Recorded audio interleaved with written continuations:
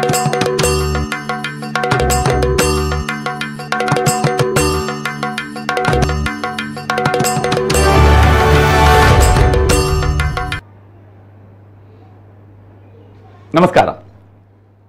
ಪ್ರಪ್ರಥಮ ತುಳು ವಾರ್ತಾವಾಹಿನಿ ನಮ್ಮ ಕುಡ್ಲದ ನೇರ ಪ್ರಸಾರದಲ್ಲಿ ಯಕ್ಷಾರಾಧನೆ ಕರ್ನಾಟಕ ಯಕ್ಷಗಾನ ಅಕಾಡೆಮಿ ಪ್ರಾಯೋಜಿತ ವಿಶೇಷ ಕಾರ್ಯಕ್ರಮ ಯಕ್ಷಾರಾಧನೆ. ಇಂದಿನ ನಮ್ಮ ಅತಿಥಿ ಯಕ್ಷಗಾನ ಭಾಗವತ ಸಿರಿಬಾಗಿಲು ರಾಮಕೃಷ್ಣ ಮಯ್ಯರು. ಭಾಗವತರನ್ನು ಪ್ರೀತಿಪೂರ್ವಕವಾಗಿ ಈ ಕಾರ್ಯಕ್ರಮಕ್ಕೆ ಸ್ವಾಗತಿಸ್ತಾ ಇದ್ದೇವೆ. ನಮಸ್ಕಾರ. ಇಂದಿನ ಕಾರ್ಯಕ್ರಮದಲ್ಲಿ ಸಿರಿಬಾಗಿಲು ರಾಮಕೃಷ್ಣ ಮಯ್ಯ ಅವರು ಭಾಗವತರಾಗಿ ಬೆಳೆದು ಬಂದ ದಾರಿ, ಅದರ ಜೊತೆಯಲ್ಲಿ ಅವರು ಕಟ್ಟಿದಂತಹ ಒಂದು ಸಂಸ್ಥೆಯ ಸಾಧನೆ, ಯಕ್ಷಲೋಕಕ್ಕೆ ಆ ಸಂಸ್ಥೆಯ ಕೊಡುಗೆ, ಈ ಬಗ್ಗೆ ಮಾತು ಕತೆ.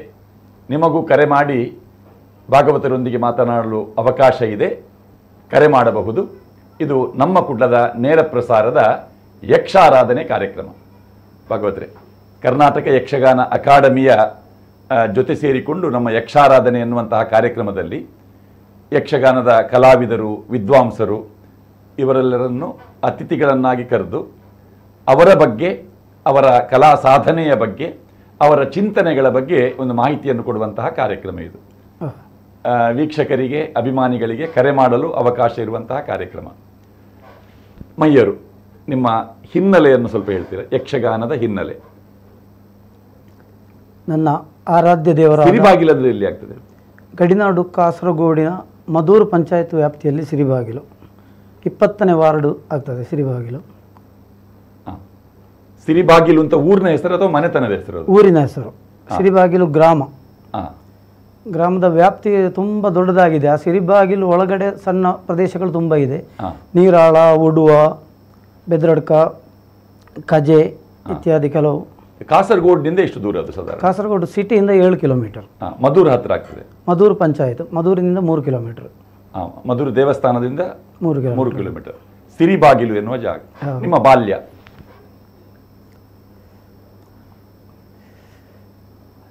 ಎಳವೆಯಲ್ಲೇ ನನ್ನ ತೀರ್ಥರೂಪರಾದ ಸಿರಿಬಾಗಿಲು ವೆಂಕಪ್ಪಯ್ಯನವರು ನಮ್ಮ ನಗಲಿದ್ರು. 1ನೇ ತರಗತಿಯಿಂದ 10ನೇ ತರಗತಿವರೆಗೆ ಕೂಡ್ಲು ಶ್ರೀ ಗೋಪಾಲಕೃಷ್ಣ ಹೈಸ್ಕೂಲ್ನಲ್ಲಿ ವಿದ್ಯಾಭ್ಯಾಸ ಮಾಡ್ತಾ ಇದ್ದೆ. ನಮ್ಮ ಹಿನ್ನೆಲೆಯು ಯಕ್ಷಗಾನೀಯವಾದುದು, ಎಲ್ಲ ನಮ್ಮ ಪರಂಪರೆ. ತಂದೆಯ ಅಜ್ಜನು ಪಿಜ್ಜನು ಬನ್ನೂರು ವೆಂಕಪ್ಪಯ್ಯ ಎಂಬವರು. ತಾಯಿಯ ತಂದೆ ಅಜ್ಜ ಪುತ್ತಿಗೆ ರಾಮಕೃಷ್ಣ ಜೋಯಿಸರು. ತಾಯಿಯ ತಂದೆ ನನ್ನ ಅಜ್ಜ ಪುತ್ತಿಗೆ ರಾಮಕೃಷ್ಣ ಜೋಯಿಸರು. ಈ ಯಕ್ಷಗಾನದ ಪರಂಪರೆ ನನ್ನಲ್ಲಿ ಕೂಡ ಬಂತು.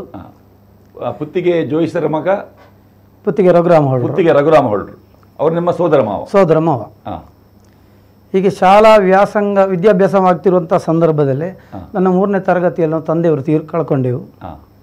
ನಿಮ್ಮ ತಂದೆಯವರು ಯಕ್ಷಗಾನದಲ್ಲಿ? ತಂದೆಯವರು ಕಾಸರಗೋಡಿನ ಲೇಖಕರಾಗಿದ್ದರು. ಅವರು ಮಕ್ಕಳ ಕಥೆಗಳು, ಸ್ಥಳ ಪುರಾಣಗಳು, ಪ್ರಧಾನವಾಗಿ ಇಂದು ಯಕ್ಷಗಾನ ಕ್ಷೇತ್ರಕ್ಕೆ ಯಾವುದು ಪಠ್ಯವಾಗಿದೆಯೋ ಪಾರ್ಥಿಸುಬ್ಬನ ರಾಮಾಯಣದ ಕೃತಿಗಳು, ಅದನ್ನು ಸಾಧಾರಣ 60% ತಾಳಗರಿ ಮೂಲಕ ಸಂಗ್ರಹಿಸಿದವರು ಸಿರಿಬಾಗಿಲು ವೆಂಕಪ್ಪಯ್ಯನವರು. ಪ್ರಸಂಗ ಸಂಪುಟ ಅಂತ ಉಂಟು. ಹೌದು, ಆ ಸಂಪುಟವನ್ನು ತಾಳಗರಿಯ ಮೂಲಕ ಸಂಗ್ರಹಿಸಿದವರೇ ಸಿರಿಬಾಗಿಲು ವೆಂಕಪ್ಪಯ್ಯನವರು. ಅಂದಿನ ಕಾಲದಲ್ಲಿ ಆರ್ಥಿಕ ಹಿನ್ನಡೆಯ ಪರಿಣಾಮವಾಗಿ ಅದನ್ನು ಮುದ್ರಿಸುವರೇ ಕುಕ್ಕಿಲ ಕೃಷ್ಣ ಭಟ್ ಅವರಿಗೆ ಹಸ್ತಾಂತರಿಸಿದ್ದರು. ಹಾಗೆ ವೃತ್ತಿ ಏನಾಗಿತ್ತು ತಂದೆಯವರದ್ದು? ಅವರು ಪೋಸ್ಟ್ ಮಾಸ್ಟರ್ ಆಗಿದ್ದು, ಬ್ರಾಂಚ್ ಪೋಸ್ಟ್ ಮಾಸ್ಟರ್ ಆಗಿದ್ದು. ಅಲ್ಲಿ ಸಿರಿಬಾಗಿಲಿನಲ್ಲೇ, ಸಿರಿಬಾಗಿಲು ಸಮೀಪದ ಮಂಜತರ್ಕ ಎಂಬ ಊರಲ್ಲಿ, 1.5 ಕಿಲೋಮೀಟರ್ ಅಂತರ. ಅಲ್ಲಿ ಮಧ್ಯಾಹ್ನದವರೆಗಿನ ಡ್ಯೂಟಿಯನ್ನು ಮುಗಿಸಿ ಅವರು ನಿತ್ಯ ಸಿರಿಗನ್ನಡ ಪ್ರೆಸ್ ಕಾಸರಗೋಡನ್ನು ಆಶ್ರಯಿಸಿದ್ದರು. ಅಲ್ಲಿ ಹೋಗಿ ಕಾಸರಗೋಡು ವೆಂಕಟಕೃಷ್ಣಯ್ಯ ಮತ್ತು ಇವರು ಬಹಳ ಆತ್ಮೀಯರಾಗಿದ್ದರು. ಕನ್ನಡ ಸಾಹಿತ್ಯ ಬಗ್ಗೆ ಹಲವು ಚರ್ಚೆಗಳನ್ನು ಮಾಡ್ತಾ ಇದ್ದರು. ಅವರಿಂದಾಗಿ ತಂದೆಯವರ ಕೆಲವು ಕೃತಿಗಳು ಅಲ್ಲಿ ಮುದ್ರಣವಾಗಿತ್ತು. ಮಹಾಭಾರತ ನೀತಿಕಥೆಗಳು ಎಲ್ಲವೂ ವಿಧಿವಶ, ಮತ್ತು ಸ್ಥಳ ಪುರಾಣ ಕೆಲವು, ಮತ್ತೊಂದು ಜಗಜಟ್ಟಿ ಬಾಚ, ಇಂಥ ಹಲವು ಪುಸ್ತಕಗಳು, ಹೆಚ್ಚಿನ ಕೃತಿಗಳು ಕೇರಳ ಸರ್ಕಾರದಿಂದ ಮಾನ್ಯತೆ ಪಡೆದು ಪಠ್ಯಗಳಾಗಿತ್ತು. ಹೌದು, ಅಂದಿನ ಕಾಲದಲ್ಲಿ ಪಠ್ಯಗಳಾಗಿತ್ತು. ಇಂದು ಯಾವುದೋ ಒಂದು ಸಬ್ಜೆಕ್ಟಲ್ಲಿ ಜಗಜಟ್ಟಿ ಬಾಚ ಕಥೆ ಇದೆ. ಹಾ. ಹಾಗೆ ಒಂದು 4 ದಶಕಗಳ ಹಿಂದೆ ಬಾಚೆ ಎನ್ನುವ ಜಾನಪದ ವ್ಯಕ್ತಿ ಅದು. ಹೌದು. ಜಾನಪದ ಕಥೆ ಅದು. ಈಗ ಉದಾಹರಣೆ ಮೂಲ್ಕಿ ಪರಿಸರದಲ್ಲಿ ಅಗೋಳಿ ಮಂಜಣ್ಣಲ್ಲ ಇದ್ದ ಹಾಗೆ ಬಾಚ ಆ ಸಿರಿಬಾಗಿಲಿನ ಪುಳುಕೂರು ದೇವಸ್ಥಾನದಲ್ಲಿ ಪುಳುಕೂರ ಬಾಚ ಅಂತ ಆ ಪರಿಸರದಲ್ಲಿ ಇದ್ದ ದೇವಸ್ಥಾನದ ಪರಿಚಾರಕ ವೃತ್ತಿಯ ಬ್ರಾಹ್ಮಣ. ಉದಾಹರಣೆ ಮಾಯ್ಪಾಡಿ ಅರಮನೆ, ಕೋಡ್ಲು ಸುಬ್ರಾಯ ಶಾನುಭೋಗ ಮನೆತನ, ಇಲ್ಲಿಗೆಲ್ಲ ನೇರ ಸಂಪರ್ಕ ಇರುವಂತಹ ಒಂದು ಕಲಾಪ್ರೇಮಿ ಕಲಾವಿದನೂ ಹೌದು. ಅವನು ಯಕ್ಷಗಾನದಲ್ಲಿ ವೇಷ ಮಾಡಿದ ಹಲವು ವಿಷಯಗಳು ಸಂಗ್ರಹಗಳು ಸಿಕ್ಕಿದೆ. ಒಂದು ಹಂತದಲ್ಲಿ ಯಕ್ಷಗಾನ ಬೊಂಬೆಯಾಟ ಆರಂಭ ಆಗಲು ಜಗಜಟ್ಟಿ ಬಾಚನೆ ಕಾರಣ ಅಂತ ಹೇಳ್ತಾ ಇದ್ದಾರೆ. ಹಾಗೆ ಅಂದಿನ ಬಾಲ್ಯದಲ್ಲಿ ಈ ಶಾಲೆಗೆ ಹೋಗುವ ಸಂದರ್ಭದಲ್ಲಿ ಯಕ್ಷಗಾನದ ಆಸಕ್ತಿ ಬೆಳೆಯಿತು. SSLCಯನ್ನು ಕಷ್ಟದಲ್ಲಿ ಮುಗಿಸಿದೆ. ಕಷ್ಟದಲ್ಲಿ ಪಾಸಾದೆ. ಸಿರಿಬಾಗಿಲು ವೆಂಕಪ್ಪಯ್ಯನವರಿಗೆ 6 ಜನ ಮಕ್ಕಳು, ನನ್ನ ಒಬ್ಬ ಅಣ್ಣ, 2 ಅಕ್ಕಂದಿರು, 2 ತಂಗಿಯರು, ಒಟ್ಟು 6 ಜನ. ಅಣ್ಣನಿಗೆ ಏನಾದರೂ ಯಕ್ಷಗಾನದು? ಅಣ್ಣನು ಭಾಗವತಿಗೆ ಮಾಡುತ್ತಿದ್ದ. ಯಕ್ಷಗಾನದಲ್ಲಿ ಮಾಂಬಾಡಿ ಗುರುಗಳಿಂದ ಕಲಿತು ಭಾಗವತಿಗೆ ಮಾಡುತ್ತಿದ್ದ. ಸಾಂಸಾರಿಕ ಹಾಗೂ ಕೆಲವು ಒತ್ತಡಗಳಿಂದ ಅದನ್ನು ನಿಲ್ಲಿಸಿದ. ಆಮೇಲೆ ಈಗ ಯಕ್ಷಗಾನದಲ್ಲಿ ಹೆಚ್ಚಾಗಿ ಇಲ್ಲ. ಅಣ್ಣನ ಮಕ್ಕಳೆಲ್ಲ ಹರಿಕಥೆ ಇತ್ಯಾದಿಯಲ್ಲಿ ಬಹಳ ಮುಂದುವರಿದಿದ್ದರು. ಅವರು ಈಗ ಅದನ್ನು ಬಿಟ್ಟು ಉದ್ಯೋಗದಲ್ಲಿದ್ದಾರೆ. ನಿಮಗೆ ಯಕ್ಷಗಾನದ ಗೀಳು? ಅದೇ ಯಕ್ಷಗಾನದ ಅಭಿರುಚಿ ಇತ್ತು. SSLC ಸ್ಕೂಲ್ ಡೇ ಸಂದರ್ಭದಲ್ಲಿ ನಮ್ಮ ಇವರು ಒಳಕುಂಜ ವೆಂಕಟರಮಣ ಭಟ್ ಅವರು ಅಲ್ಲಿಯ HM ಆಗಿದ್ದರು, ಕೂಡ್ಲು ಗೋಪಾಲಕೃಷ್ಣ ಹೈಸ್ಕೂಲಿನ. ಅವರು ಯಕ್ಷಗಾನ ಪ್ರದರ್ಶನ ಮಾಡುವಂಥ ಮಕ್ಕಳದ್ದು ಸೇರಿಸಿಂದ ಹೇಳಿದ್ರೆ ಒಂದು ಆರಂಭದಲ್ಲಿ 1, 2, 3 ವರ್ಷ 8, 9, 10ರಲ್ಲಿ ನಾನು ಪ್ರತಿ ವರ್ಷ ವೇಷ ಮಾಡಿದ್ದೆ. ಈಗ ಪರಶುರಾಮ ಮತ್ತು ಯಾವುದೋ ಒಂದು ನೆನಪಾಗ್ತಾ ಇಲ್ಲ, 1, 2, 3 ವೇಷಗಳನ್ನು ಮಾಡಿ. ಕೂಡ್ಲು ಗೋಪಾಲಕೃಷ್ಣ ಹೈಸ್ಕೂಲ್ ಕುತ್ಯಾಳ ವಾರ್ಷಿಕೋತ್ಸವಕ್ಕೆ ಯಕ್ಷಗಾನ. ಹೌದು, ಯಕ್ಷಗಾನ ಆಗ್ತಿತ್ತು. ಈಗ ಆಗ್ತದೆ ಅದು ಭಾಗವತರೆ? ಈಗ ವಾರ್ಷಿಕೋತ್ಸವ ಅದೇ ಒಂದು ಕೆಲವು ವರ್ಷ 5-6 ವರ್ಷಗಳಿಗೊಮ್ಮೆ ಈ ರೀತಿಯಲ್ಲಿ. ಅಲ್ಲಿ ಯಕ್ಷಗಾನ ಕೂಡ್ಲು ಕುತ್ಯಾಳ ಗೋಪಾಲಕೃಷ್ಣ ದೇವಸ್ಥಾನದಲ್ಲಿ ಯಕ್ಷಗಾನ ತರಗತಿ ಕೇಂದ್ರ ಇದೆ. ಹೆಚ್ಚಿನ ಶಾಲೆ ಮಕ್ಕಳು ಅಭ್ಯಾಸ ಮಾಡುವವರು ಇದ್ದಾರೆ. ಅಲ್ಲ, ಒಂದು ಕಾಲಘಟ್ಟದಲ್ಲಿ ಪ್ರತಿ ಶಾಲೆಯಲ್ಲಿ ವಾರ್ಷಿಕೋತ್ಸವಕ್ಕೆ ಯಕ್ಷಗಾನ ಆಗ್ತಿತ್ತು. ಹೌದು. ಈಗ ಬಹುಶಃ ಅದೆಲ್ಲ ಮತ್ತೆ ಈಗ ಬೇರೆ ಸ್ವರೂಪದಲ್ಲಿ ಮತ್ತೆ ಆರಂಭ ಆದದ್ದು. ವಾರ್ಷಿಕೋತ್ಸವದಲ್ಲಿ ಈಗ ಕಡಿಮೆ ಆಗಿದೆ. ಈಗ ಏನಂದ್ರೆ ಈ ಪ್ರತಿ ಯುವಜನೋತ್ಸವದಲ್ಲಿ ಕಾಸರಗೋಡು ಕೇರಳದಲ್ಲಿ ಯಕ್ಷಗಾನ ಎಂಬುದು ಪ್ರತಿ ಜಿಲ್ಲೆಯಲ್ಲಿ ಆಗ್ತದೆ. ಉದಾಹರಣೆ ತಿರುವನಂತಪುರದಲ್ಲಿ ಮಲಯಾಳಿಗಳು ಕೂಡ ಕನ್ನಡ ಡಯಲಾಗನ್ನು ಅಭ್ಯಾಸ ಮಾಡಿ ಯುವಜನೋತ್ಸವದಲ್ಲಿ ಯಕ್ಷಗಾನ ಮಾಡ್ತಾ ಇದ್ದಾರೆ. ತಿರುವನಂತಪುರದವರು ಕೂಡ ಅಂತೂ ಸ್ಟೇಟ್ ಲೆವೆಲ್ ಕಾಂಪಿಟೇಷನ್ಗೆ ಒಂದು 18 ತಂಡಗಳು. ಅದರಲ್ಲಿ ಕಾಸರಗೋಡು ಜಿಲ್ಲೆಯ ಒಂದೇ ತಂಡ, 1-2, ಉಳಿದದೆಲ್ಲ ಮಲಯಾಳಿಗಳದು. ಭಾಷೆ ಯಾವುದು? ಅವರು ಕನ್ನಡ ಡಯಲಾಗ್ ಅನ್ನು ಅಭ್ಯಾಸ ಮಾಡಿ ಬಾಯ್ಪಾಠ ಮಾಡಿ ಒಳ್ಳೆ ತಂಡಗಳು ಇವೆ. ಈ ರೀತಿ ಬೆಳವಣಿಗೆ ಕೇರಳದಲ್ಲಿ ತುಂಬ ಆಗಿದೆ ಯಕ್ಷಗಾನದಲ್ಲಿ. ಅದೊಂದು 7-8 ವರ್ಷದಿಂದ ಈ ರೀತಿ ಆಗ್ತಾ ಉಂಟು. ಇತ್ತೀಚೆಗೆ ಹೆಚ್ಚಿನ ಕಡೆ ಪ್ರದರ್ಶನಗಳಾಗ್ತಾ ಉಂಟು. ಹಾಗೆ ಶಾಲೆಯಲ್ಲಿ ಕಲಿತದ್ದು? ಶಾಲೆಯಲ್ಲಿ ಯಾರು ಗುರುಗಳು? ಶಾಲೆಯಲ್ಲಿ ಕೂಡ್ಲು ನಾರಾಯಣ ಬಲ್ಲಿಯರಿಂದ ಸ್ವಲ್ಪ ಹೆಜ್ಜೆಗಳನ್ನು ಸಣ್ಣಕ್ಕೆ ಕಲಿತು ಆ ಪ್ರದರ್ಶನಕ್ಕೆ ಬೇಕಾಗುವಷ್ಟೇ ಕಲಿತೊಂದು 2-3 ವೇಷ ಮಾಡಿದೆ. ಅಂತೂ ಆ ಸಂದರ್ಭದಲ್ಲಿ ಧೈರ್ಯ ಇಲ್ಲ ನನಗೆ ಯಾವುದಕ್ಕೂ, ಏನೋ ಹೆದರಿ ಮಾಡಿದೆ. ಅಂತೂ ಅದರ ನಂತರ PUC ವ್ಯಾಸಂಗಕ್ಕೆ ಮಂಜೇಶ್ವರ ಗೋವಿಂದ ಪೈ ಕಾಲೇಜಿಗೆ ಸೇರಿದೆ. ಆ ಸಂದರ್ಭದಲ್ಲಿ ಕರ್ನೂರು ಕೊರಗಪ್ರೈಗಳ ನೇತೃತ್ವದ ಕದ್ರಿ ಮೇಳದ ಗೆಜ್ಜೆದ ಪೂಜೆ ವಿಜೃಂಭಿಸುತ್ತಿದ್ದ ಕಾಲ. ಕಾಲೇಜಿಗೆ ಚಕ್ಕರ್ ಹೊಡೆದು ಗೆಜ್ಜೆದ ಪೂಜೆ ಒಂದೇ ಪ್ರಸಂಗವನ್ನು 38-40 ಪ್ರಯೋಗಗಳನ್ನು ನೋಡಿದೆ ನಾನು. ಭಾಗವತರು ಪುತ್ತಿಗೆ ರಘುರಾಮ ಹೊಳ್ಳರ ಭಾಗವತಿಗೆ ನಿಮ್ಮ ಮಾವ ಅಂದಿನ ಸೆಟ್ಟಿಂಗ್ ಪುತ್ತಿಗೆ ರಘುರಾಮ ಹೊಳ್ಳರ ಭಾಗವತಿಗೆ ಮಾಂಬಾಡಿ ಗುರುಗಳ ಚೆಂಡೆ, ಮನೋಹರ ಕುಮಾರ್ ನಾಗ, ಇವರು ಚೆನ್ನಪ್ಪ ಶೆಟ್ರು ಅಂತ ಅಂಬಾಪ್ರಸಾದ್ ಪಾತಾಳ, ಮೂಡುಬಿದ್ರೆ ಮಾಧವ ಶೆಟ್ರು ಇಂಥ ಕಲಾವಿದರು. ಅದನ್ನು ನೋಡುವುದೇ ಚಂದ. ಅವರ ತುಳು ಪ್ರಸಂಗಗಳು, ಯಕ್ಷಗಾನಗಳು, ಗೆಜ್ಜೆದ ಪೂಜೆ ಅದ್ಭುತ ಪ್ರಸಂಗ. ಆ ಹುಚ್ಚಿನಿಂದ ಡೈಲಿ ಮನೆಯಲ್ಲಿ ಬಂದು ಪದ್ಯ ಹೇಳುವುದು, ಬೊಬ್ಬೆ ಹಾಕುವುದು, ಇದೆಲ್ಲ ನನ್ನ ಜೋರಿತ್ತು. ಅದೇ ಸಂದರ್ಭದಲ್ಲಿ ನಮ್ಮ ಊರಿನ ಪಕ್ಕದಲ್ಲಿ ಒಂದು ಯಕ್ಷಗಾನ ತಾಳಮದ್ದಲೆ ಸಂಘ, ಎಲ್ಲ ಊರಿನವರು ಸೇರಿ ಇದು PUC ವ್ಯಾಸಂಗ ಮಾಡ್ತಿರುವ ಸಂದರ್ಭ. ಅದೇ ಸಮಯದಲ್ಲಿ ನಮ್ಮ ಹತ್ತಿರದ ಬೆದ್ರಡ್ಕ ಎಂಬಲ್ಲಿ ಎಲ್ಲರೂ ಸೇರಿ ಒಂದು ಊರಿನವರು ಸೇರಿ ತಾಳಮದ್ದಲೆ ಶನಿವಾರ ಆದಿತ್ಯವಾರ ಮಾಡುವ ಅಂತ ಹೇಳಿ ಆರಂಭ ಆಯಿತು. ಅದನ್ನು ನೋಡಲಿಕ್ಕೆ ಅದರಲ್ಲೂ ನನಗೆ ಇಂಟ್ರೆಸ್ಟ್, ಹೋಗಿ ನೋಡಲಿಕ್ಕೆ ಹೋಗುವ. ಅಲ್ಲಿ ಮಾಮೂಲು ಭಾಗವತಿಗೆ ಬರುತ್ತಿರುವ ಒಬ್ಬ ಭಾಗವತರು ಒಂದು ದಿವಸ ಕೈ ಕೊಟ್ಟರು. ಆಗ ನಮ್ಮ ಮನೆ ಪಕ್ಕದ ಒಬ್ಬ ಬಾಲಕೃಷ್ಣ ಶೆಟ್ಟಿ ಅಂತ ಒಬ್ಬರಿದ್ದರು, ಅವರಿಗೆ ಇಲ್ಲ. ಅವರು ಹೇಳಿದರು, ಇಂದೇ ಮೈಯರು ಎಡ್ಡೆ ಪದ್ಯ ಬಣ್ಪೇರು ಆರೊಂದು ಹೊತ್ತು ಕುಳ್ಳಾಳೆ ಯಾರು ಇಲ್ಲ ಎಡ್ಡೆ ಪದ್ಯ ಬಣ್ಪೇರು ಅಂತ. ಇಲ್ಲಿ ಜನವೂ ಇಲ್ಲ, ನನ್ನನ್ನು ಎಳ್ಕೊಂಡು ಕೊಂಡೋಗಿ ಕೂತುಗೊಳಿಸಿದರು. ಏನೋ ಪದ್ಯ ಹೇಳಿದೆ ಅಂತ ಬೆಳಗ್ಗೆವರೆಗೆ ಯಾವತ್ತು ಪದ್ಯ ಹೇಳಿದ್ದೇನೆ, ಎಂಥದ್ದು ನನಗೆ ಗೊತ್ತಿಲ್ಲ. ಸಭೆಯಲ್ಲಿ ಒಂದು 15-20 ಜನ. ಅದನ್ನು ಕೇಳಿದ ಯಾವ ಪ್ರಸಂಗ ರಾಮಾಯಣದ ವಾಲಿ ಮೋಕ್ಷ ಪಂಚವಟಿ ವಾಲಿವಾದ ಹೀಗೇನೋ ಇರಬೇಕದು. ಇದನ್ನು ಕೇಳಿದ ನನ್ನ ಸೋದರ ಪುತ್ತಿಗೆ ರಘುರಾಮ ಹೊಳ್ರು ಮನೆಗೆ ಬಂದವರು, ಹೀಗೆ ನೀನು ಪದ್ಯ ಹೇಳೋದು ಬೇಡ, ಪದ್ಯ ಹೇಳೋದಿದ್ರೆ ಸರಿಯಾಗಿ ಕಲಿತು ಹೇಳು ಅಂತೇಳಿ ಅವರ ಬೋವಿಕನ ಮನೆಗೆ ನನ್ನನ್ನು ಕರೆದರು.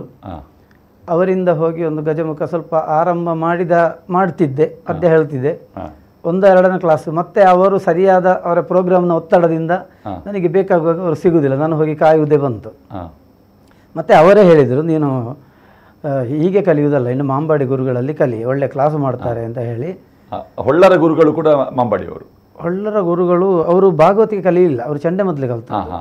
ಮವ್ವಾರು ಕಿಟ್ಟಣ್ಣ ಭಾಗವತರಿಂದ ಚಂಡೆ ಮೊದಲೇ ಕಲ್ತದ್ದು. ಅವರ ಅಣ್ಣ ಚಂದ್ರಶೇಖರ ಹೊಳ್ಳ ಎಂಬವರು ಭಾಗವತಿಗೆ ಕಲ್ತದ್ದು. ಹಾಗೆ ಅವರ ಪ್ರೇರಣೆಯಂತೆ ಮಾಂಬಾಡಿ ಗುರುಗಳಲ್ಲಿ ಹೋದೆ. ಹಿರಿಯ ಮಾಂಬಾಡಿ ನಾರಾಯಣ ಭಾಗವತರಿಂದ ಆಶೀರ್ವಾದ ಪಡೆದು ಅವರ ಮೂಲಕವೇ ಗಜಮುಖ ಪಾಠವನ್ನು ಅವರ ಮನೆಯಲ್ಲಿ ಮಾಂಬಾಡಿ ಸುಬ್ರಹ್ಮಣ್ಯ ಭಟ್ರ ತಂದೆ ಗಜಮುಖ ಪಾಠವನ್ನು ಆರಂಭದಲ್ಲಿ ಮಾಂಬಾಡಿ ಮನೆಯಲ್ಲಿ ಅವರೇ ನನಗೆ ಹೇಳಿಕೊಟ್ರು. ಆಮೇಲೆ ಮುಂದಿನ ಕ್ಲಾಸನ್ನು ಪೈವಳಿಕೆ ಶಾಲೆಯ ಹತ್ರ ಕೋಳಿಯೂರಿನಲ್ಲಿ ಹೀಗೆ ಒಂದು 2-3 ಕಡೆ ಆಗ್ತಿತ್ತು. ಒಂದು 3-4 ತಿಂಗಳು ಕ್ಲಾಸಿಗೆ ಹೋದೆ. ಮೇಳಕ್ಕೆ ಹೋಗೋ ಹುಚ್ಚು ಸ್ವಲ್ಪ ಜೋರಾಯಿತು, ಹೋಗಬೇಕು ಅಂತೇಳಿ ಮಾವಂತರ ಹೇಳಿದೆ. ಹಾಗೆ ಆ ವರ್ಷ ನಾರಾಯಣ ಕಮ್ತಿ ನೇತೃತ್ವದ ಬಪ್ಪನಾಡು ಮೇಳ ಆರಂಭ ಅಂತ ಸುದ್ದಿಗೆ ಸಿಕ್ಕಿತು. ನನಗೆ ಅದಕ್ಕೆ ಹೋಗ್ಬೇಕಂತ ಭಾರಿ ಆಸೆ ಇತ್ತು. ಅಲ್ಲಿಗೆ ಅವರ ಉಜಿರೆಯಲ್ಲಿ ಆಟ ಆಗುವಾಗ ಹೋದೆ. ನಾನು ಮೇಳಕ್ಕೆ ಬರ್ತೇನೆ ಹೇಳಿದೆ. ಯಾರು ಭಾಗವತರಿದ್ರಲ್ಲಿ? ಅಲ್ಲಿ ಆವತ್ತು ತೆಂಕಬೈಲು ತಿರುಮಲೇಶ್ವರ ಶಾಸ್ತ್ರಿ ಹೀಗೆಲ್ಲ ಇದ್ದರು. ಹಾಗೆ ಅಲ್ಲಿ ಹೋದಾಗ ಆಯಿತು ನೀನು ಮೇಳಕ್ಕೆ ಬಾ ಅಂತ ಹೇಳಿದ್ರು. 250 ರೂಪಾಯಿ ಖರ್ಚಿಗೆ ಕೊಟ್ಟು ಕಳಿಸಿದರು. ಅದೇ ಸಂದರ್ಭದಲ್ಲಿ ಕುರಿಯ ಶಾಸ್ತ್ರಿಗಳು ಮಾವನ ಹತ್ರ ಹೇಳಿದ್ರು, ನನಗೆ ಸಂಗೀತಗಾರರು ಬೇಕು ಕಟೀಲು ಮೇಳಕ್ಕೆ, ಯಾರು ಇದ್ದರೆ ಮಾಡಿಕೊಡಿ ಅಂತ ಹೇಳಿ. ಹಾಗೆ ನನ್ನ ಅಳಿಯನೇ ಇದ್ದಾನೆ ಅಂತ ಹೇಳಿ ನನ್ನನ್ನು ಕಟೀಲು ಮೇಳಕ್ಕೆ ಮಾತಾಡಿದರು. ಹಾಗೆ ಬಪ್ಪನಾಡು ಮೇಳಕ್ಕೆ ಮಾತಾಡಲಿಕ್ಕೆ ಹೋದವ ಕಟೀಲು ಮೇಳಕ್ಕೆ ಬಂದೆ. ಅಲ್ಲಿ ಸಂಗೀತಕ್ಕೆ ಸೇರ್ಪಡೆಯಾದೆ. ಆಗೆಲ್ಲ ಒಬ್ಬರೇ ಭಾಗವತರಿದ್ದದ್ದು? ಹೌದು, ಕುರಿಯ ಶಾಸ್ತ್ರಿಗಳು. ಆಮೇಲೆ ಸ್ವಲ್ಪ ಹೊತ್ತಿಗೆ ಯಾರೋ ಪದ್ಯ ಹೇಳ್ತಿದ್ರು. ಬಹುಶಃ ಒಂದು 3 ತಿಂಗಳು ಮರವಂತೆ ನರಸಿಂಹದಾಸರು ಇದ್ದರು ಕಟೀಲು ಮೇಳದಲ್ಲಿ ಆ ಸಂದರ್ಭದಲ್ಲಿ. ಹಾಗೆ ಆ 3 ತಿಂಗಳು ನರಸಿಂಹದಾಸರು ಪದ್ಯ ಹೇಳಿಕೊಂಡಿದ್ರು. ಅವರಿಗೆ ಸ್ವರದ ಪ್ರಭಾವ ಕಡಿಮೆಯಾಗಿ ಅವರು ಮೇಳದಿಂದ ಹೋದರು ಅವರು. ಮತ್ತು ಶಾಸ್ತ್ರಿಗಳಿಗೆ ಕಷ್ಟ ಆಗ್ತದೆ ಅಂತ ಒಡ್ಡೋಲಗದ ಪದ್ಯವನ್ನು ಅದೇ ವರ್ಷ ನನ್ನ ಹತ್ರ ಹೇಳಿಸಲಿಕ್ಕೆ ಶುರು ಮಾಡಿದರು. ಹಿರಿಯ ಕಲಾವಿದರ ತಂಡವೇ ಇತ್ತು ಅಲ್ಲಿ. ಹಿಮ್ಮೇಳದ ಹಿರಿಯರಾದ ನೆಡ್ಲೆ ನರಸಿಂಹಭಟ್ರು, ಕೇದಗಡಿ ಗುಡ್ಡಪ್ಪ ಗೌಡರು, ಪಡ್ರೆ ಚಂದು, ಮುದ್ಕುಂಜ ವಾಸುದೇವ ಪ್ರಭು ಇಂಥ ಹಿರಿಯ ಕಲಾವಿದರು ಇರುವ ಸೆಟ್ಟು 3ನೇ ಸೆಟ್. ಅವಾಗ 3 ಸೆಟ್ ಇದ್ದದ್ದು. 3ನೇ ಸೆಟ್ ಶಾಸ್ತ್ರಿಗಳದು. ಮತ್ತಿನ ವರ್ಷದಲ್ಲಿ ಶಾಸ್ತ್ರಿಗಳು ಸಂಗೀತ ಆದ ನಂತರ ನನಗೆ 12 ಗಂಟೆವರೆಗೆ ಅವಕಾಶ ಕೊಟ್ಟರು ಪದ್ಯ ಹೇಳಲಿಕ್ಕೆ. 12 ಗಂಟೆವರೆಗೆ ಪದ್ಯ ಹೇಳಿ ಬೆಳಗ್ಗಿನವರೆಗೆ ಚಕ್ರತಾಳ ಬಡಿತಾ ಇದ್ದೆ ಶಾಸ್ತ್ರಿಗಳೊಟ್ಟಿಗೆ ನಿಂತ್ಕೊಂಡು. 2ನೇ ವರ್ಷ. 3ನೇ ವರ್ಷ ನಾನು 2 ಗಂಟೆವರೆಗೆ ಪದ್ಯ ಹೇಳಿದ್ದು ಉಂಟು. 2 ಗಂಟೆ 3 ಗಂಟೆವರೆಗೆ. ಶಾಸ್ತ್ರಿಗಳಿಗೇನೋ ಅನಾರೋಗ್ಯವಾದದ್ದರಿಂದ ಬೆಳಿಗ್ಗೆವರೆಗೆ ನನಗೆ ಪದ್ಯ ಹೇಳಬೇಕಾದ ಅವಕಾಶ ಒದಗಿ ಬಂತು. ಅವರ ರಜೆಗೆ ಬೇರೆ ಯಾರೋ ಬಂದರು, ಅವರಿಗೆ ಸ್ವರ ಇಲ್ಲದಾಯಿತು. ಮ್ಯಾನೇಜರ್ ಭುಜಂಗಮಣಾಯಿ ಅವರು ಇದ್ದದ್ದು. ಅವರು ಒಂದು 12 ಗಂಟೆವರೆಗೆ ಅವರು ಪದ್ಯ ಹೇಳ್ತಿದ್ರು. ಪದ್ಯ ಹೇಳ್ತಿದ್ರು. ಹೌದು, ಮಧುಕೈಟವರ ಪದ್ಯ ದೇವಿಮಾತ್ಮೇಲೆಲ್ಲ ಪದ್ಯ ಹೇಳ್ತಿದ್ರು ಅವರು, ಹಳೆ ಶೈಲಿ ಪದ್ಯ. ಮತ್ತೆ ನನ್ನನ್ನು ಪದ್ಯಕ್ಕೆ ಕೂತ್ಗೊಳಿಸಿದರು. ಆ ಪದ್ಯ ಹೇಳುವ ಸಮಯದಲ್ಲಿ ಕಲ್ಲಾಡಿ ವಿಠಲ ಶೆಟ್ಟರು ದೂರದಲ್ಲಿ ಆಟ ನೋಡಿ ಅದನ್ನು ಕೇಳಿ, ಅದೇ ಬದಲಿ ಬಂದ ಭಾಗವತಿಗೆ ಸ್ವರ ಇಲ್ಲದ ಕಾರಣ ನನ್ನನ್ನು ಕೂತ್ಕೊಳಿಸಿದ್ದು ವಾಪಸ್. ಆ ಪದ್ಯವನ್ನು ವಿಠಲ ಶೆಟ್ಟರು ಕೇಳಿ ನನ್ನ ಎಲ್ಲೆಡದು ಜನಮಲ್ಪಣೆ ಬಿಡಿಸಿ ಮಾಡಿ ಮೈಯರೇ ಪದ್ಯ ಫಣಾಡು ಅಂತ ಹೇಳಿದರು. ಯಾಕಂದ್ರೆ 15 ದಿವಸ ಬೆಳಿಗ್ಗೆವರೆಗೆ ಪದ್ಯ ಹೇಳಿದೆ ನಾನು. ಆರಂಭದಲ್ಲಿ ಭುಜಂಗಮಾಳಾಯಿ ಮತ್ತೆ ನಾನು. ಇಷ್ಟಕ್ಕೊಂದು ನಿರ್ದೇಶನ ನೆಡ್ಲೆ ನರಸಿಂಹಭಟ್ರು, ಗಂಗಯ್ಯ ಶೆಟ್ಟರು.